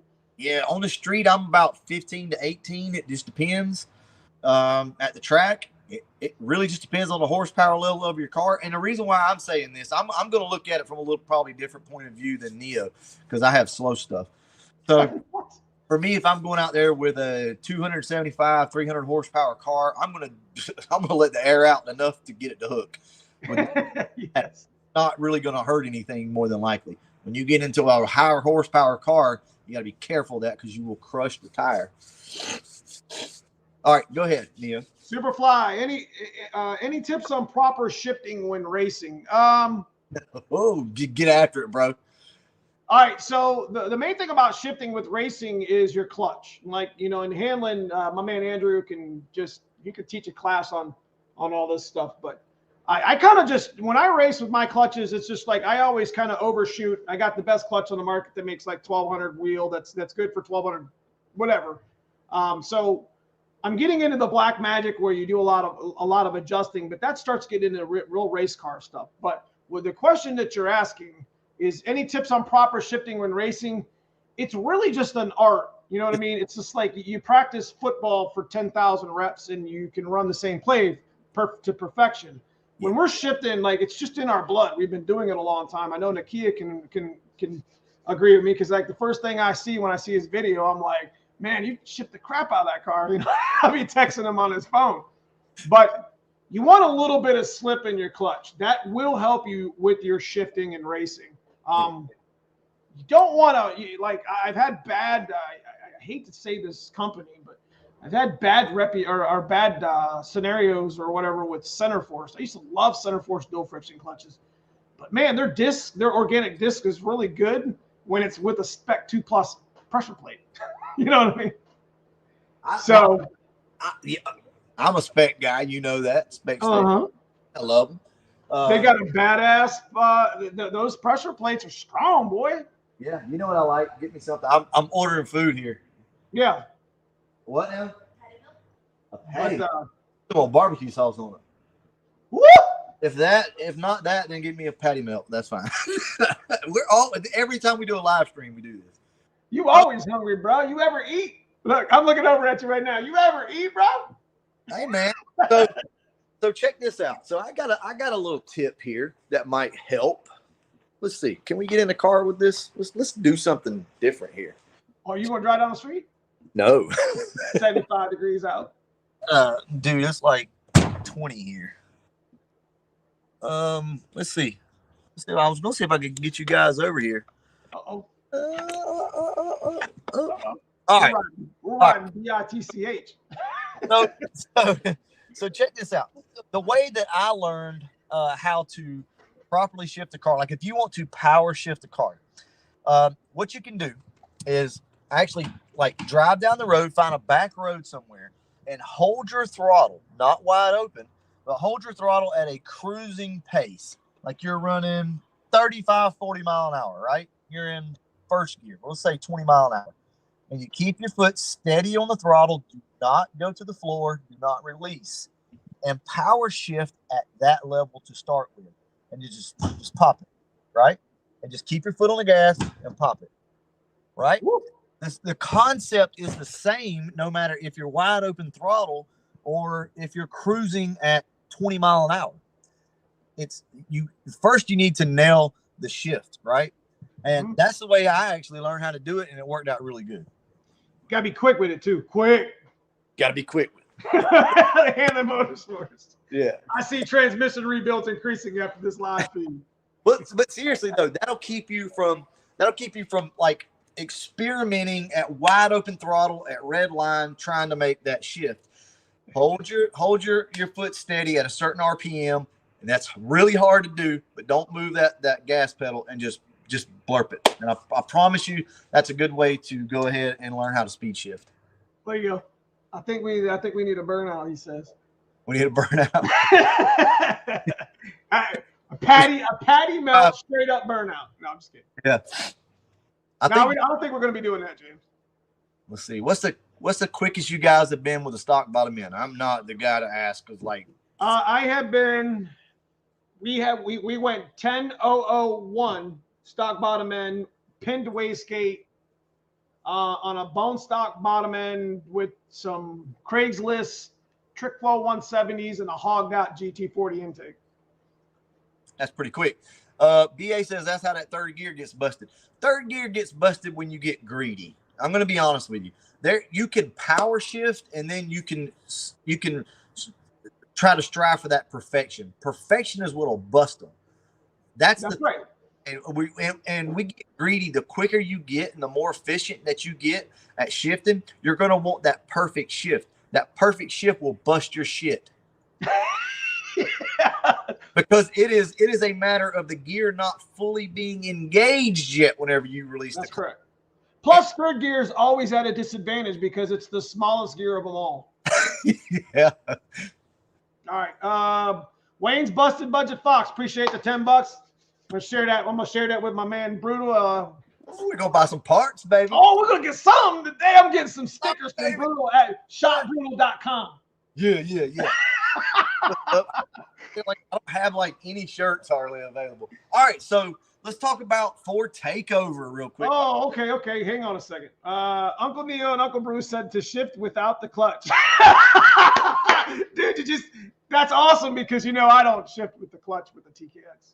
Yeah, and now I'm going to be honest with you. That's actually a very good thing to learn how to do is to rev match and shift without match and shift. That's correct. Because if you ever lose your clutch while you're driving your car, you better know how to do that.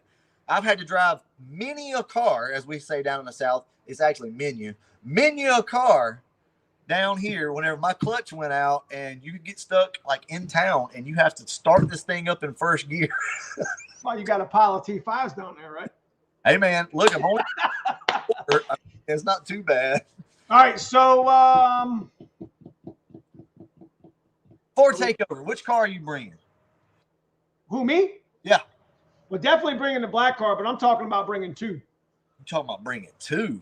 I don't know which one. I want to bring the white car because I want to do some straight up 8th mile racing with the white car because I don't want to set the black car up in like we did at Foxtoberfest where everybody knows what this car is, but I go down there and run a little racing. You know what I mean? Well, I've got a car coming to Ford Takeover this year that is in my intro. You guys have seen it for 4 years now. Is that white one? Yes. The one that goes backwards? Do what? The one that goes backwards? Yes. Is that the what theme is that? the Stranger Things? Yes. Yes. Yes. So the white car in my intro, which is a good buddy of mine, we've known each other forever, is White Brothers. He got a radio on that with some B-locks, boy. He ain't playing no games. Yeah. So that car will be there, and yeah, I think you guys will like it. I think you will. I'm going to probably bring. What car should I bring? You guys tell me. Retro. I think so too. The retro is just like it's. You brought Calypso last year, and I think the Calypso would be great to do some racing, but you could do some stock bottom ends, just silly racing with the retro. I mean, we know it's. I should bring Dad's car and put a little nitrous on it.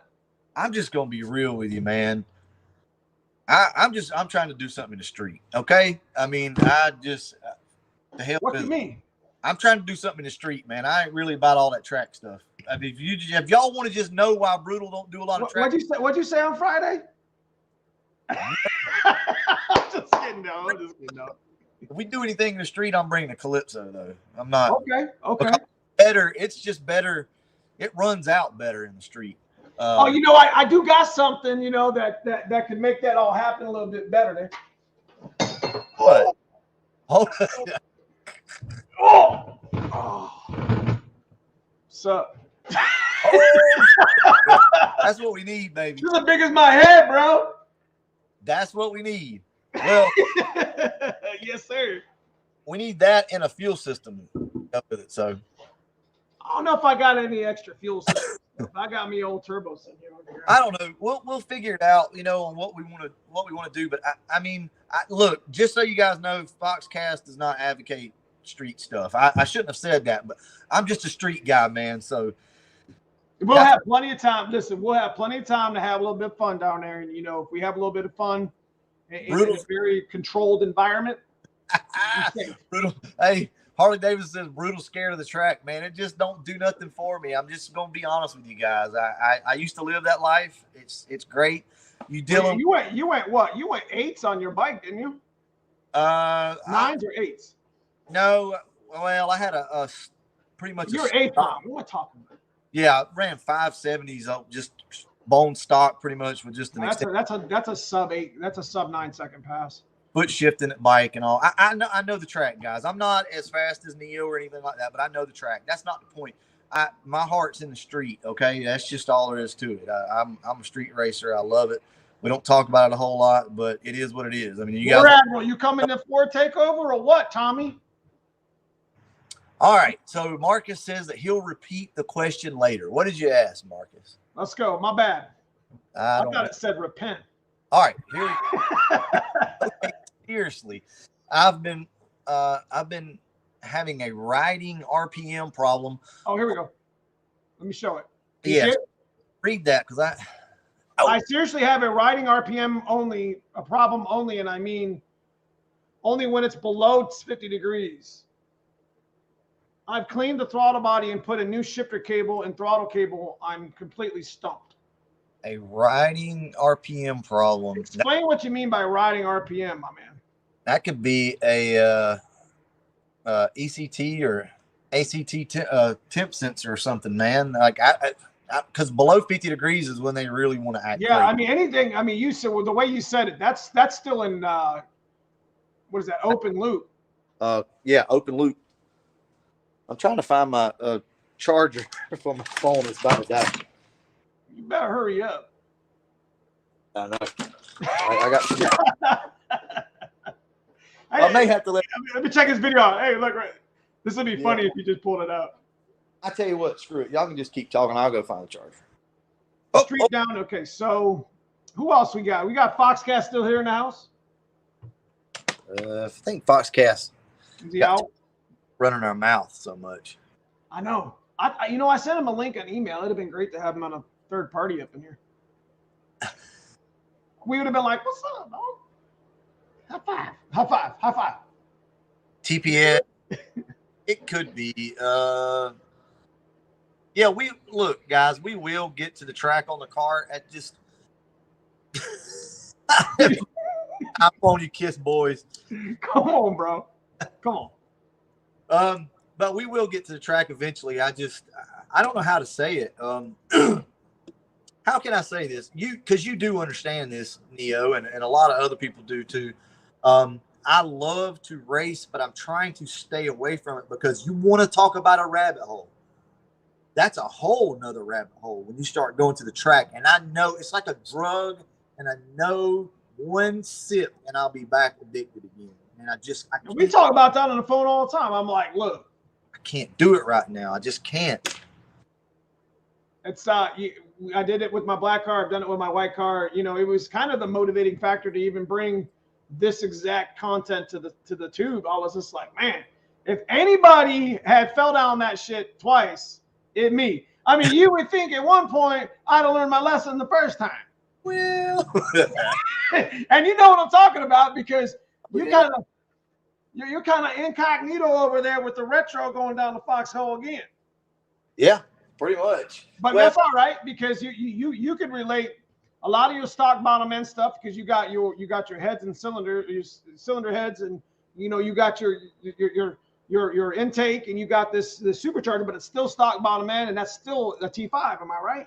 Yeah, still stock T5. I mean, anything past what you're doing, and it's like the same thing with my dad's car. It's like equivalent to it. You know what I mean? Yeah. Oh, I got a charger. Oh! So it's just fun. Like, I don't know how else to say it. So many people don't understand a guy that doesn't go to the track. So you want to get me on my soapbox, then, you know, you can get me on my soapbox by talking about this because it's funny to me how so many people will throw shade at a person that doesn't go to the track. And I'm just, look, if I wanted to do that, I would do that. You know what I mean? Like we can do that if that's what we want to do. I live 7 miles from the track, literally. It's just not something that I enjoy anymore. I'm past that point in my life. Well, I say past that point. I'm not over it yet. I'm just not into it right now. Like, I'm more into making these cars nice again, getting them on the street, playing with them. And I like to just sit and look at them. I'm just going to be, you know, and we've done so much in the past with our Foxbodies that it's like, you know, one of our passions is YouTube. Yeah. And, you know, in bringing content to the track. I mean, that video that I shot last week I had a lot of fun with that GT40 video because I know so much about them. And I'm just like, this video is going to be lame. You know what I mean? But actually, it was one of my better videos. I don't get a whole lot of views like you, but, you know, maybe that'll climb in, you know, over time. I mean, what's your preference, GT40 or GT40P? And I explained why GT40P has a better burn because of the plug angle. It has a smaller chamber, and it's on paper flows just a tad bit more than a regular GT40. So, I mean, but that's content that I think is boring. That's very, you know, that's going to help the community. So, like, I guess what I'm trying to get to is, you know, the track and racing and trying to chase the numbers, which is crazy nowadays, isn't something that you and I on our channels are focused on anymore. Yeah, that's just not really where we're at with this.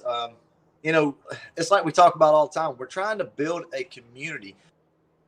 We're doing things the way we want to do them. Now, don't get me wrong. You're getting, you know, out of me what I want to give you. But at the same time, you know, I really want to build a community and I want to inspire people. And Neo's the same way. We want to inspire people. And going out and for me, just drag racing, you start to attract a different crowd of people that I personally just don't necessarily want to get into on the channel. Because then you start taking your back seat out. You start taking your passenger seat out. Like, man, I just ran this, and I just ran this. I've been down that, dude. I've been down that race hole. You know what I mean? That it bad. Because then the next thing you know, you're sitting on a tin can.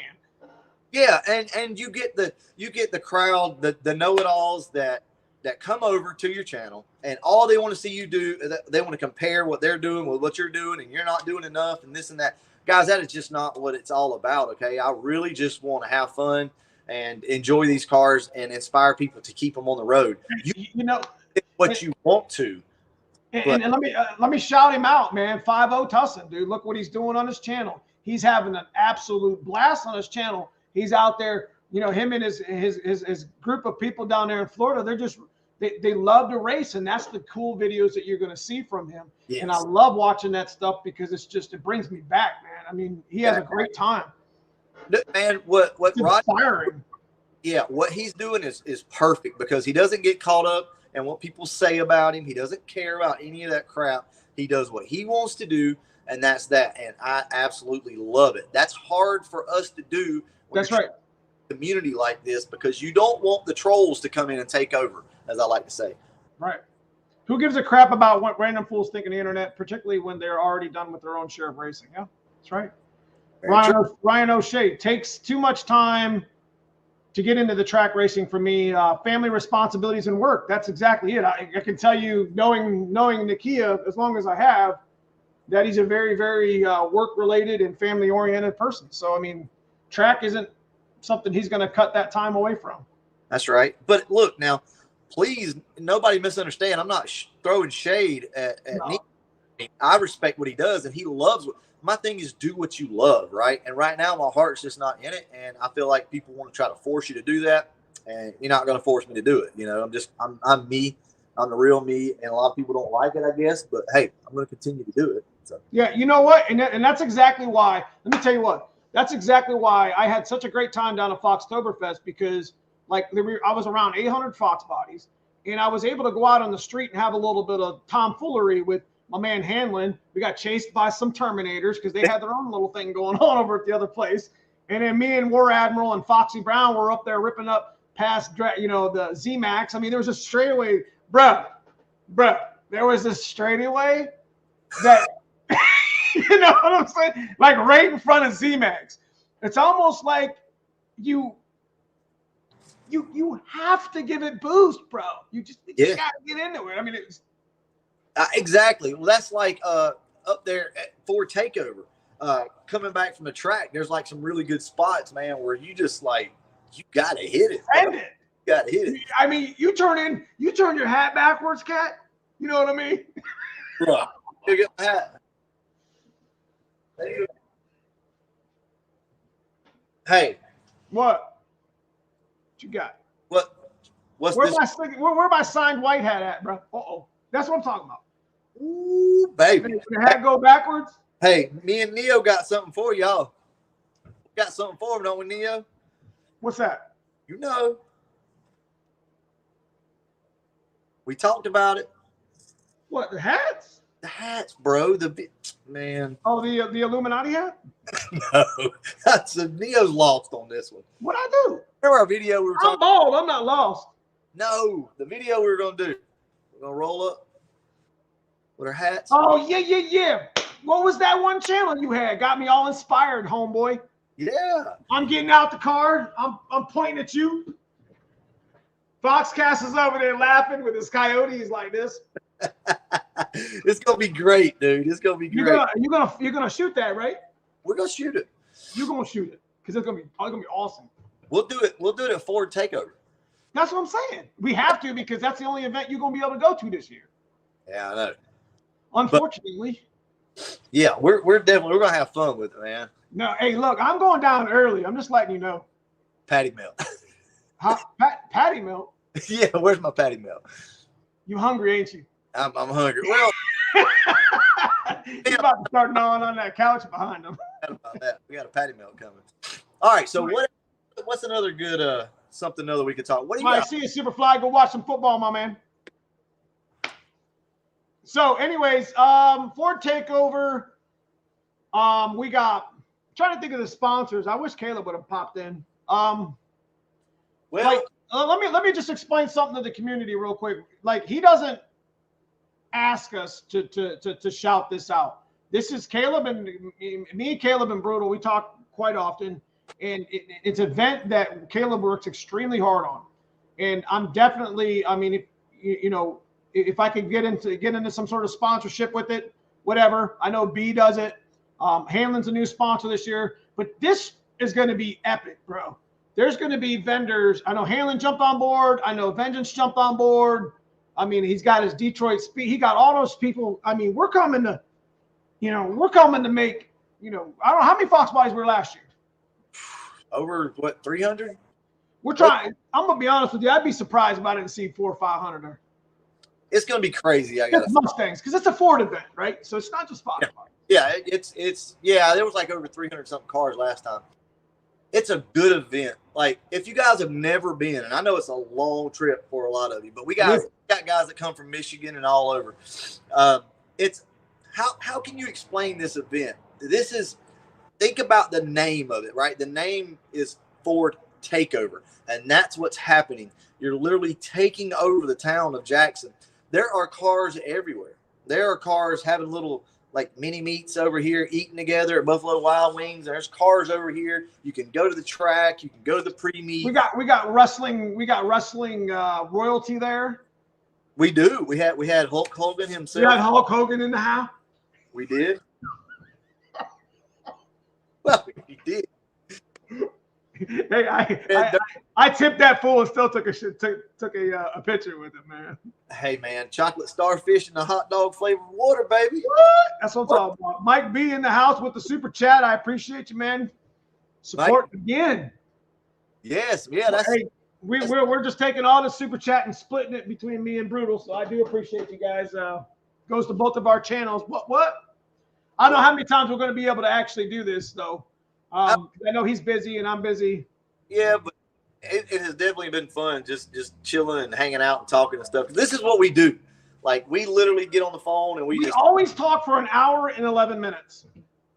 Hour and 11 minutes? Is that it's right on the money. Because, I just call you to say, hey, hey, I got blah, blah, blah, blah, blah. And you're like, yeah, I got to work, but I'll call you back. And he calls me back like 7 days later. He's like, dude. I'm like, bro, did you fall asleep? I'm just kidding, man. Same thing. No, he'll just hit the FU button on me. No. He's like, what you want, man? Work. It's all good, man. It's all good. So, yeah, we're gonna plan on doing what we wanted to do was do a trifecta once a month with me, Brutal, and Caleb. Talking about something in the community that might be popping. I know that Foxbody prices are always really good to talk about, and it's nice because you could just kind of stem off on the reasons why, and you can talk about that all night long. And I mean, I know we got on our soapbox about that, and that's good. It's good. You got my version of why, and that doesn't mean go out there and spend $10,000 more on your Foxbody because the prices went up, but I'm going to. Just kidding. Pretty much going to have to. I know. So something that I want to mention is I look at Foxbodies like this. It all depends, I guess, on your particular outlook. But for me, if you own a Foxbody, especially like let's say you own a GT, right? You own a GT car, so it's got ground effects. That car can be anything you need it to be short of a coupe, right? It actually could be a coupe, but you know what I mean. So if you own a GT and let's say you have this car for a while and you just want something different, I think so many people just want to sell that car and go buy something else. Well, nowadays may not be the best time. You may think, okay, well, cool, I can get $15,000 for this car. But by the time you sell it and then you go trying to look for a car that's equally as nice or nicer than what you got rid of, you're going to end up spending more money, right? So this is what I suggest. I suggest if you have a car already, let's say you have a GT, but maybe you just wanted a freaking green LX for whatever reason with a big hood on it. Take the ground effects kit off, make it an LX, repaint it, and there's your another car. That's the way I like to do things. Change your car up rather than selling it and searching for another car. I mean, these cars are a blank canvas. Just think about that. That actually goes pretty deep if you take time to think about it. Fox Newbie, appreciate the $4.99 super chat, my dude. Yeah, absolutely. Thank you. Supporting mine and Brutal's channel today. Yep. Braille for Rides, how are we doing today? Is Paul DeFox still here? Lamar said some pretty cool live streams. Yeah, Lamar said to turn our hats proper. I guess that's my bad. I'm not sure. I think that's what he wants us to do. Well, that is. Is that what he wants us to do? People that are just logging in here are going to be like, what? We have not been drinking. We have not been drinking. I mean, he likes his buttery nipple or whatever it's called. Excuse me. And that is not a innuendo of any sort. GT is the way to go. Guys, we got to make the GT the premier car again. Now, You mark my words, guys. You heard it here first. The GTs will make a comeback. I promise you, these coupes ain't going to hold on to these prices forever. Or they're just going to get to the point.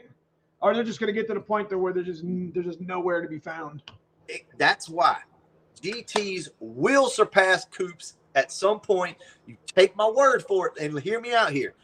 There were so many coupes made with 4 cylinders and whatnot, right? Not that many. Now I'm saying GTs, not just hatches, but GTs. How hard is it to find a GT with good ground effects? Pretty hard, right? Yeah, with the wave in the bumper, the side skirt falling off. Where are you going to find good GT ground effects from? Maybe Neo's got some, but other than that, you ain't going to buy them from nowhere. Not yet anyway. So I take a 30-second walk around a car when I buy it. I'm like, broken bumper. Oh, look, somebody cut the exhaust out. You know what I mean? A good, solid GT car at some point will demand money. It's going to be a little while, though, but it will. Hell yeah, Brutal and Neobolt live chat. Going to learn something today. Yeah, you guys, if you guys are just now watching the chat or you missed the chat, this is good. This is a good one. And this wasn't really planned.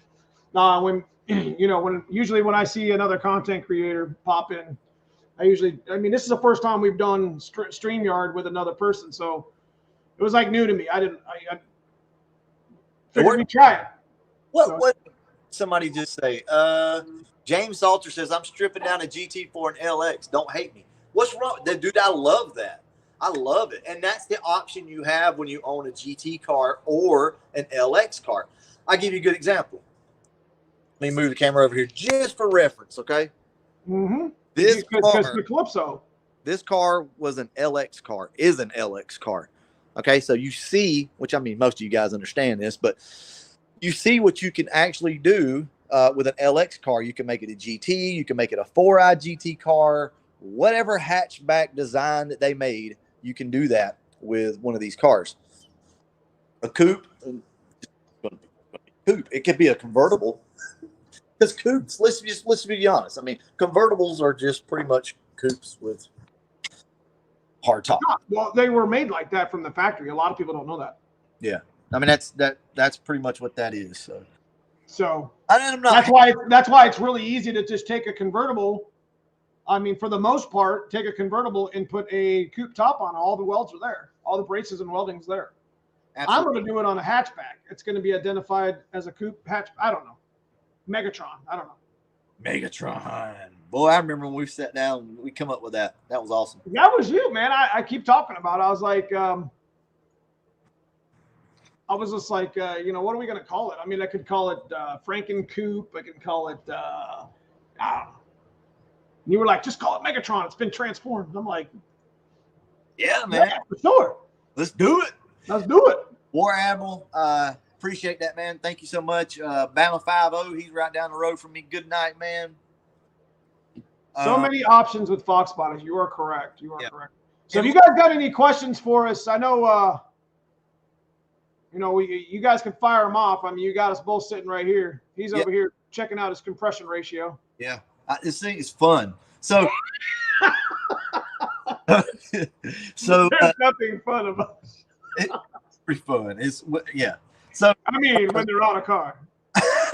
So let me say this. Let me clarify because, I mean, I understand like people get upset. I actually love coupes. I prefer GTs, but I love a coupe. So, don't think that I'm hating on coupes. We have been shit on as hatchback owners for years. So you guys, you'll be all right. Say it lightly. We have been. Look, somebody actually made a meme about that on Facebook. It showed like this really hot chick, and it's like the coupes, and then it showed the one girl with the swimming attire on. It's got the glasses. It's like real short, to like GT and hatchback. I hate life when I see that stuff. Hey, I'm sorry, but the best meme was with the girl bent over. She had the big butt, and the other girl was all like sucked in. That was the coupe. I've seen it the other way around too. But so Pimp wants to know. He wants to talk about strokers: 331, 347, 363. Now hold on, you can't throw 363 up in there, bro. Let's all right. First off, let's handle the 331 versus 347. But that we can do that with a stock block. Okay. All right. What's your choice and why? Me, 331. I like the 331 because of the stroke length and the oil ring. Period. End of story. Because you can make just as much, if not more, power on a 331 that you can a 347. 347, you know, I mean, it is what it is. It's just that's one of the, if not the most stroke you can get out of it. Yes. You know, and you start getting into 363, then instead of making it a bigger stroke, they just made it put a bigger bore in it. Yeah. So 3 is what, a 347 with what, 60 over piston? What, 363? Yeah. 4.125. So it's 125 thousandths wall. Yeah, but it's using a big piston. Using the same crank though, right? Pretty much. You know, 5 point. What is it? Was it 3.4? Is it 5 point? What is that? 9? No, not rod. I'm talking about crank. What's 5.09? I don't know. I can't remember it off the top of my head.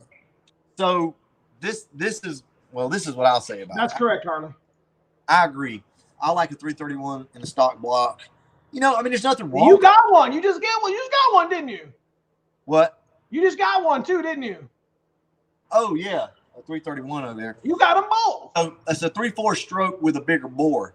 Right. So, all right. So now I recommend if you're going to go to a dark block, the rod length is what I was talking about. 347, which is what I have in my dark block, or if you just wanted to bore it more, then you could have that 363. So with it there, yeah, exactly, with a 4125 bore, like you said. I don't get like super technical. I know a little bit about it, but you know, in a stock block, I prefer 331. But there again, hey, 347 works. I had a buddy with a Probe 355 back in the day, Mike Berger. They used to tear the freaking roads up, and that Joker had Keith Black pistons in it. No, it had Probe pistons in it. And man, that car was all up and down the road everywhere and never burned any oil or anything. I don't know how. Yeah, that's actually something I heard back in the day. That's actually a really cool engine build, Marcus Jordan, is like it's called, I think it has something to do with de-stroking your motor and running it like a 283. I think it's how do they do that? I forget. So you could rev the piss out of those things. Yeah, so the crank, what was different? The crank, the rod length was different. I think it was like a 289. Was it a 289 rod? No, I can't remember, but it's one of the other.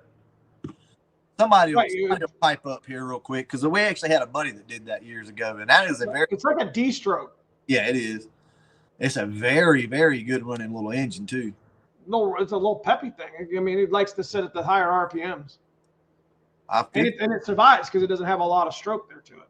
Yeah. Well, that's why 363s. I mean, they don't have a big stroke to them either. I mean, they do, but I mean, for the aftermarket block and stuff, you know, it's not a big engine. Exactly. 363s are meant to stay up in the high RPM range.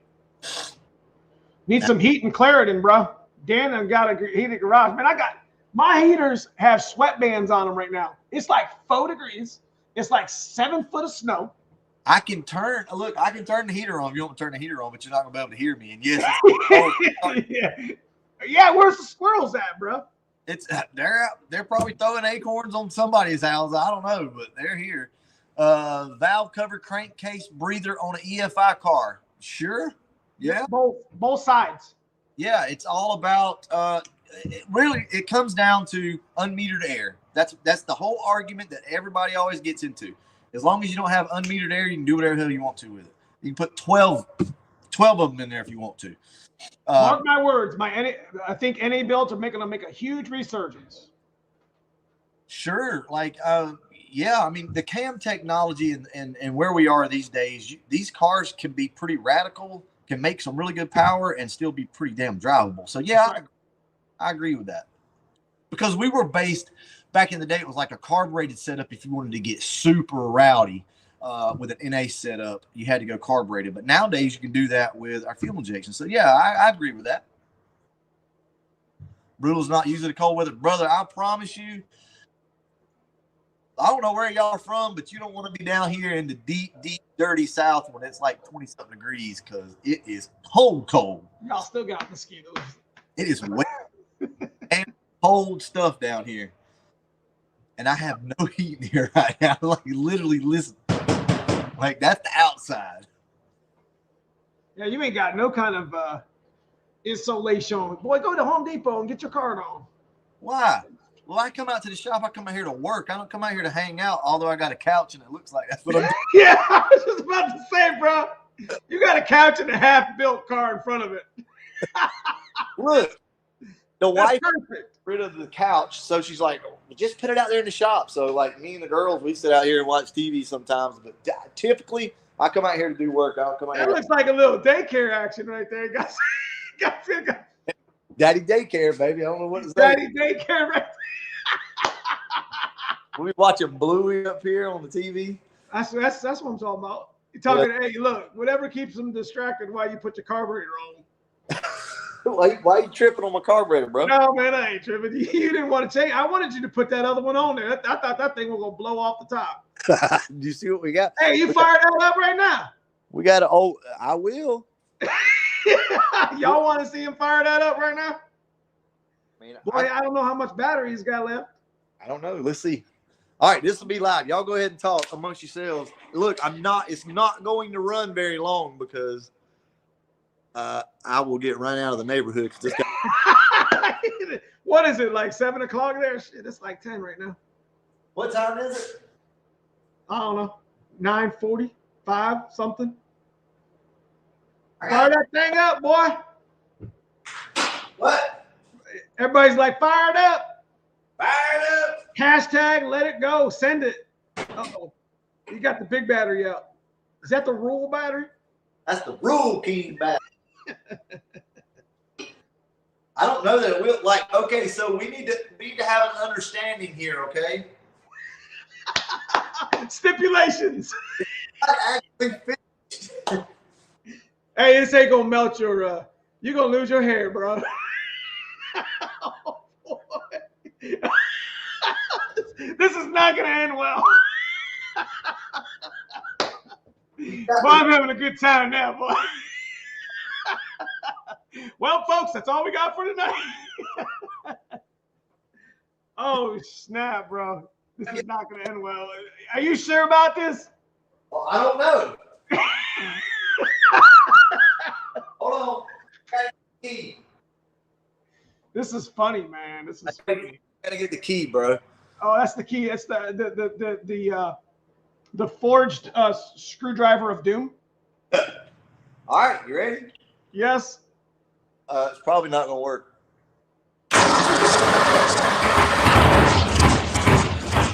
Yes. No. Give us some gas, bro. Give us some gas. What? I can't do both. Man, that's like, look, that's like say you got this big fireworks display and then you got the little snakes, man. Come on. Like I expected start, bro. That is started. That's some Joe Dirt reference, bro. Look. Hey, you did good, bro. You did good. It has like we got. He gave us the tip. Carburetor. Dude, look at this. It smells good in here.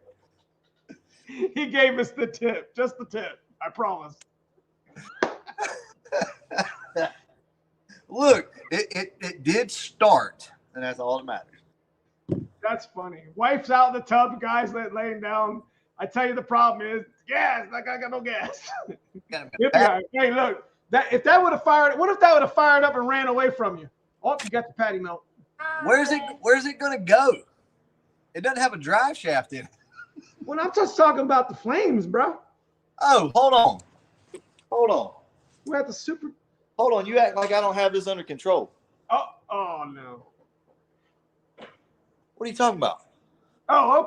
Okay. It's got the universal towel of dampening. Yeah. that's the fire extinguisher.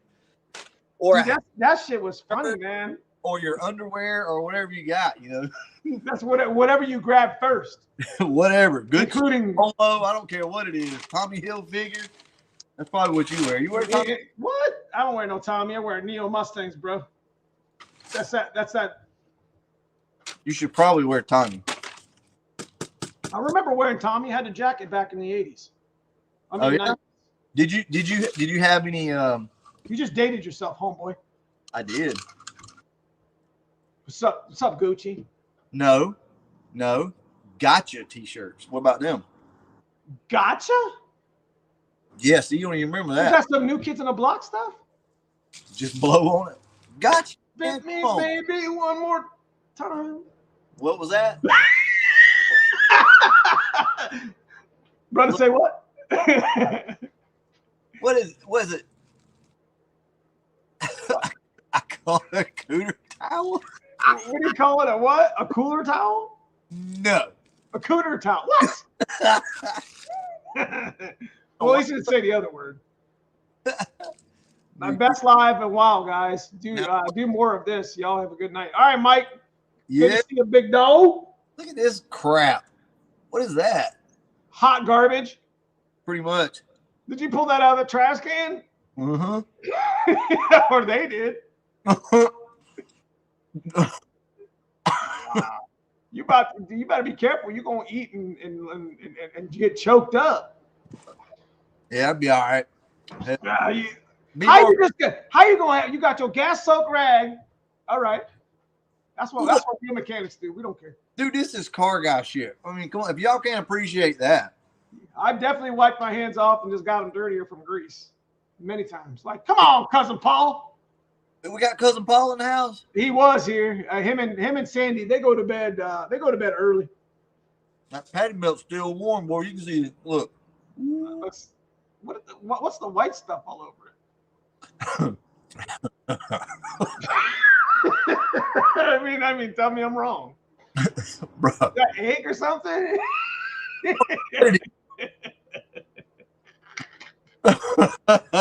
This is Unchained. That's what it should be called. Neo and Brutal Unchained. Pretty much. That'd be good. Yeah.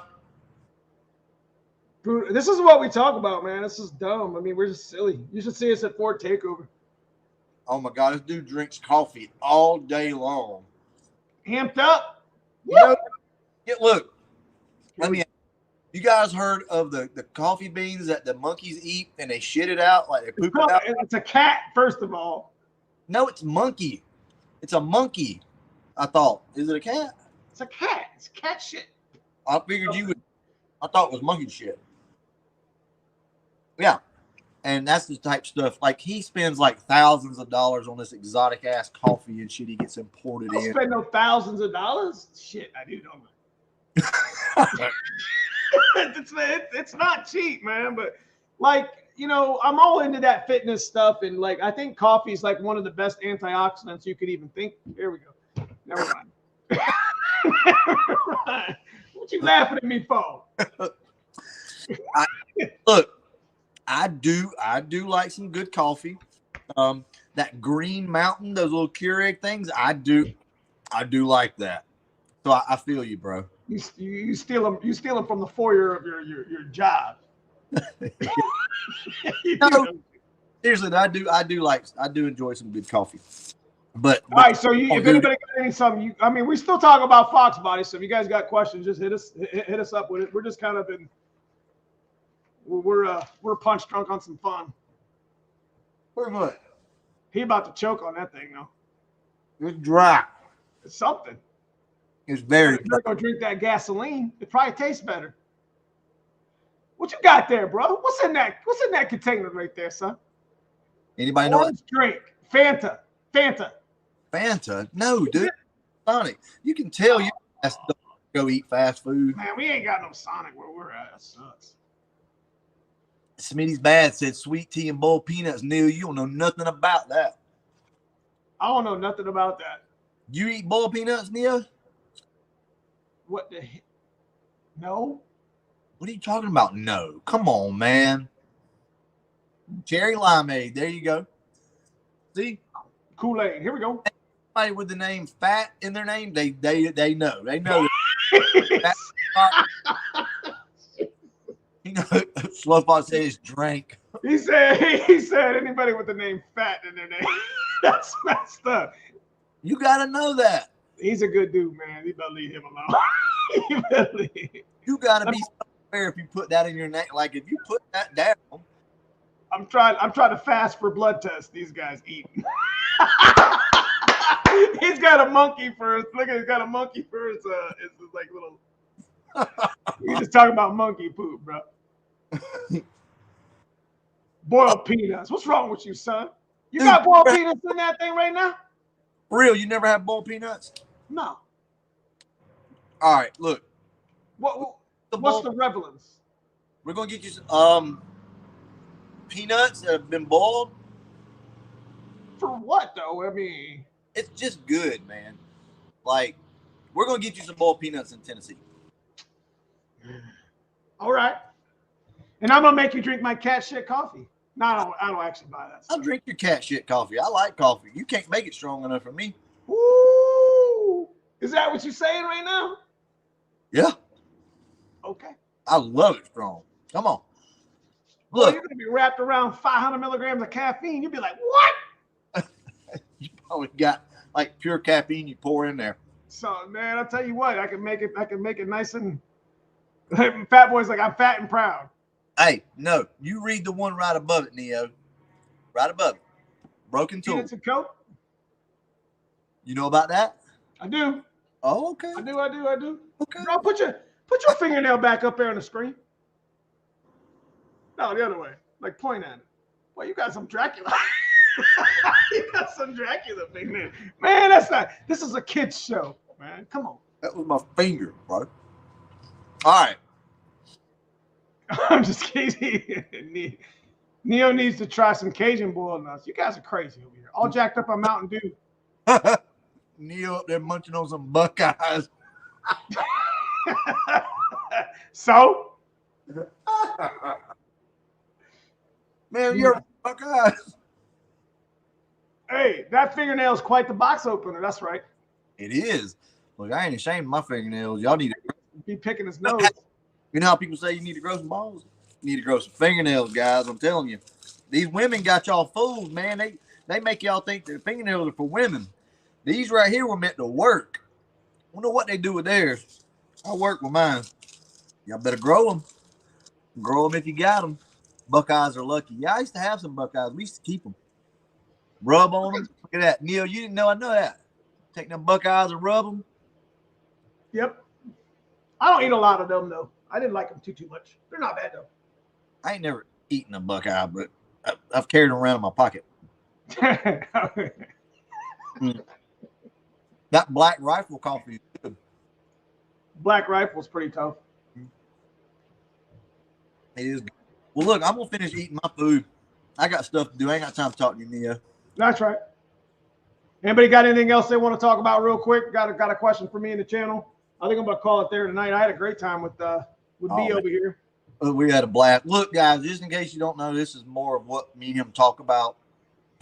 This is literally the way we talk. I mean, we talk a lot about YouTube stuff, and we talk about some things, but, well, the passion outside of just racing and building cars, is building a, we are like influencers on the channels, and we try not to influence you one way or the other too much, but we have a passion for bringing content to the channels and bringing it to the YouTube.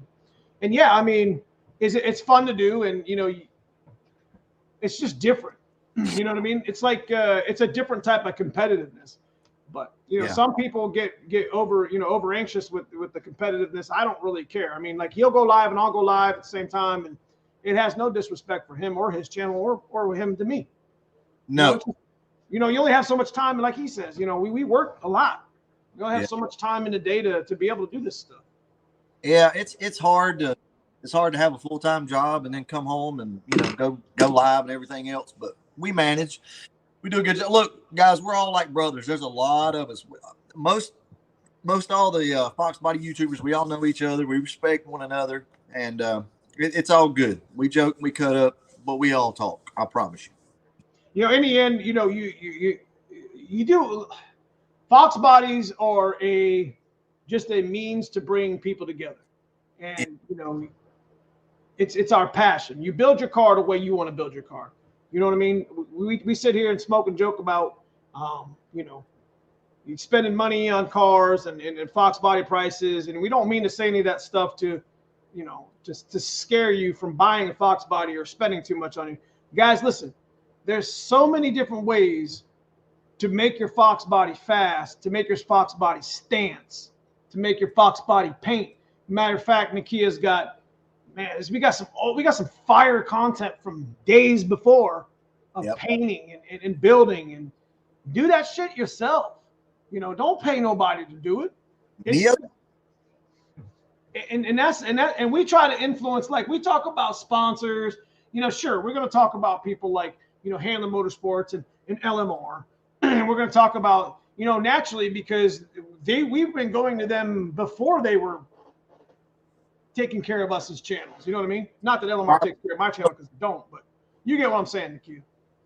Yeah, well, you know, it's like I always say, I have to shout these guys out. I mean, this is a business. You got to understand that. I mean, but at the same time, I only work with people that I like to work with, right? I love handling. We work with them. Lincoln Electric, LMR, back when it was, you know, 5.0 Resto. That's right. Magazine days. Silver Johnny Sport, B, Anderson Ford Motorsport. Motorsports. Look, and these people have jumped on, you know, and these people have jumped on our train with us. You know what I mean? And it's just like, you know, I think live streaming and interacting with the community like we're doing right now it speaks volumes for the way we run our channels. Yep. And I'm not going to stop talking about B, and he's probably going to mention me once in a while in his videos, you know, and it's not, we don't do that to shout anybody out. We just do that because we cut up anyways. And it's just a shame that he lives so far away. Otherwise we'd probably race and hang out, much like, you know, he has guys that come over all the time, live down the street from him. So yeah, we'd probably be in jail, honestly, if we lived close. it would be terrible. I'd be like, let's go race. Yeah. I don't know. You got your GoPro? I'd definitely be at the track a lot more if you lived around. Yeah, I mean, and there would be nothing wrong with it. I mean, I'd have Dad's car out there running 13s, not caring.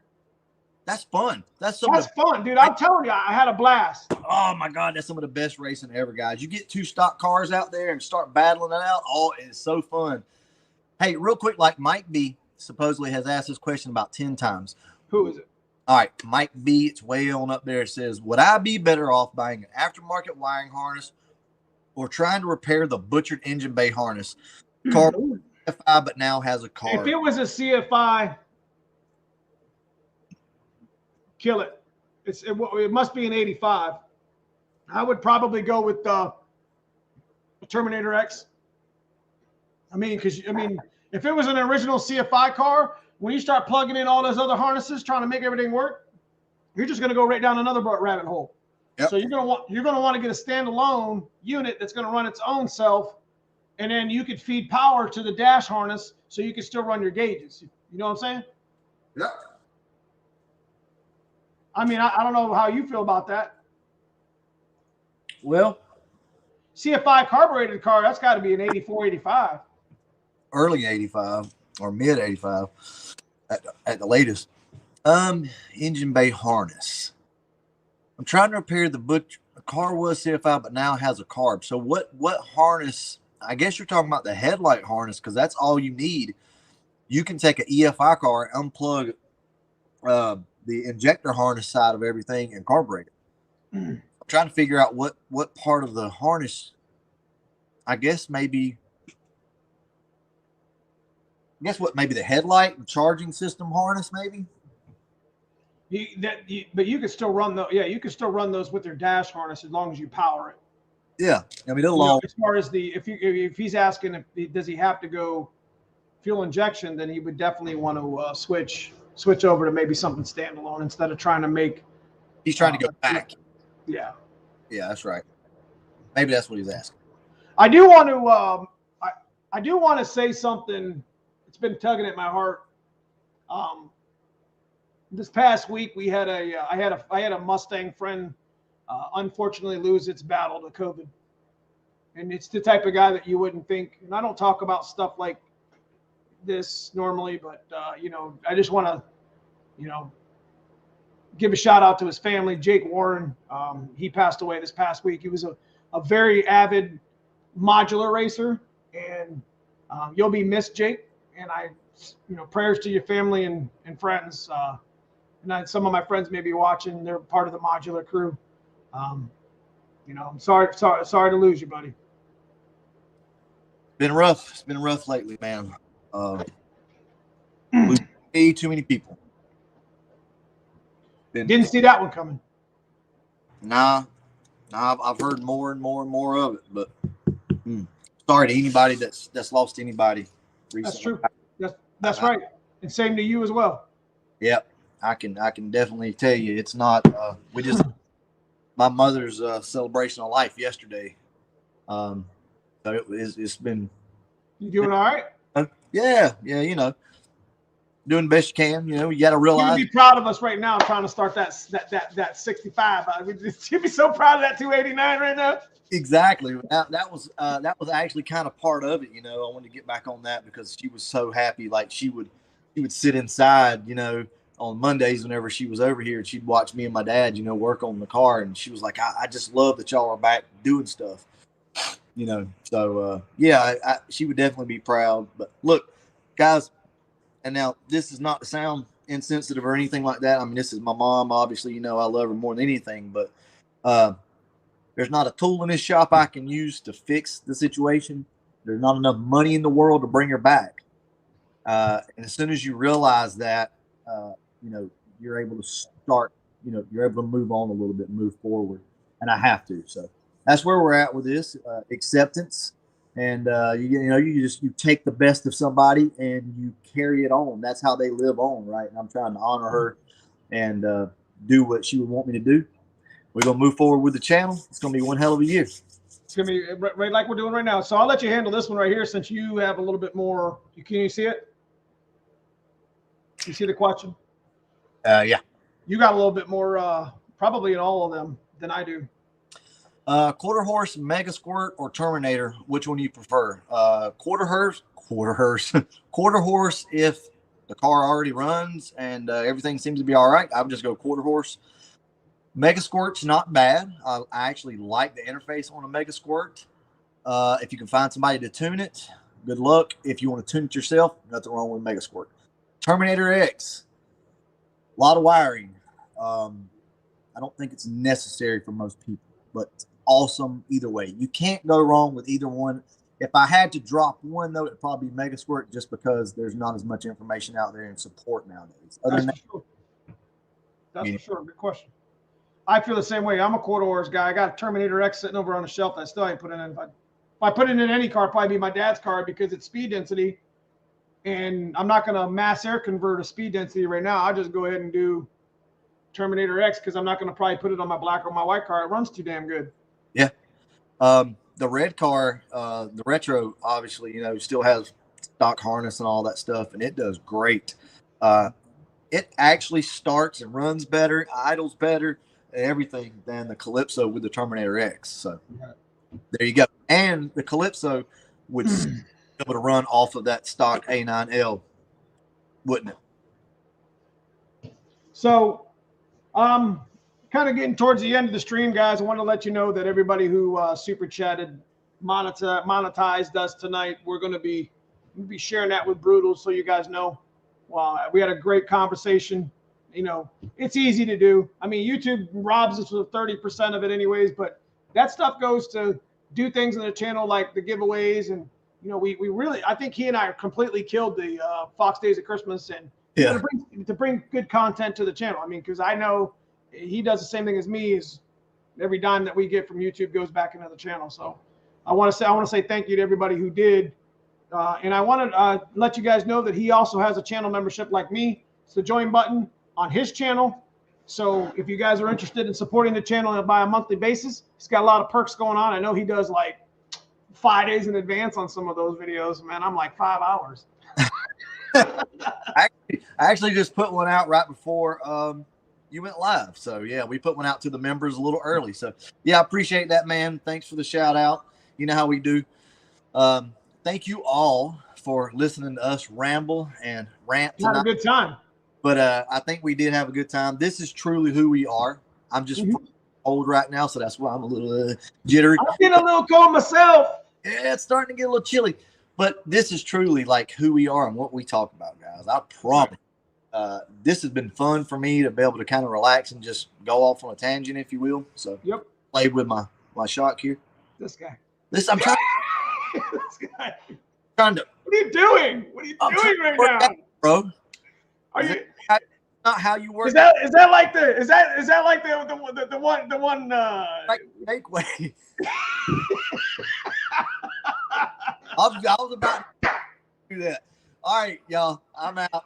I'm gonna go ahead. All right, guys. All right, B. I'll see you soon. I'm sure I'll talk to you this week. I'm gonna close it out. All right, sounds good, man. It's good seeing you. Thanks for joining me tonight. Yeah, man. Enjoyed it. Bye. Appreciate you. Bye. All right, guys. So there you have it. Marcus Jordan, I appreciate the $20 super chat. I'm going to share that with Nakia tonight when we guys get a chance. Again, I appreciate you guys. We got a little off course. I think that was great. Great live. Got some more stuff we'll talk about another day. And yeah, so I do appreciate everybody for supporting the channel. I got a couple videos coming out this week. I actually took you for a ride on a parts pick and a car pick that I did last week. And we also are going to the dyno in this 5-degree weather, but we're taking Dad's car to the dyno this week. I think I'm going to have that on Friday to let you guys see how much my little GT40P video motor made over at the dyno. So it's going to be pretty hot. It's going to be pretty fire. So guys, I just appreciate you. Again, it's getting really cold. It's time for me to close it up, but I will see you guys this week in the videos, and we'll shoot for another fire live stream next week. Peace out. Appreciate everybody for showing up. Thank you.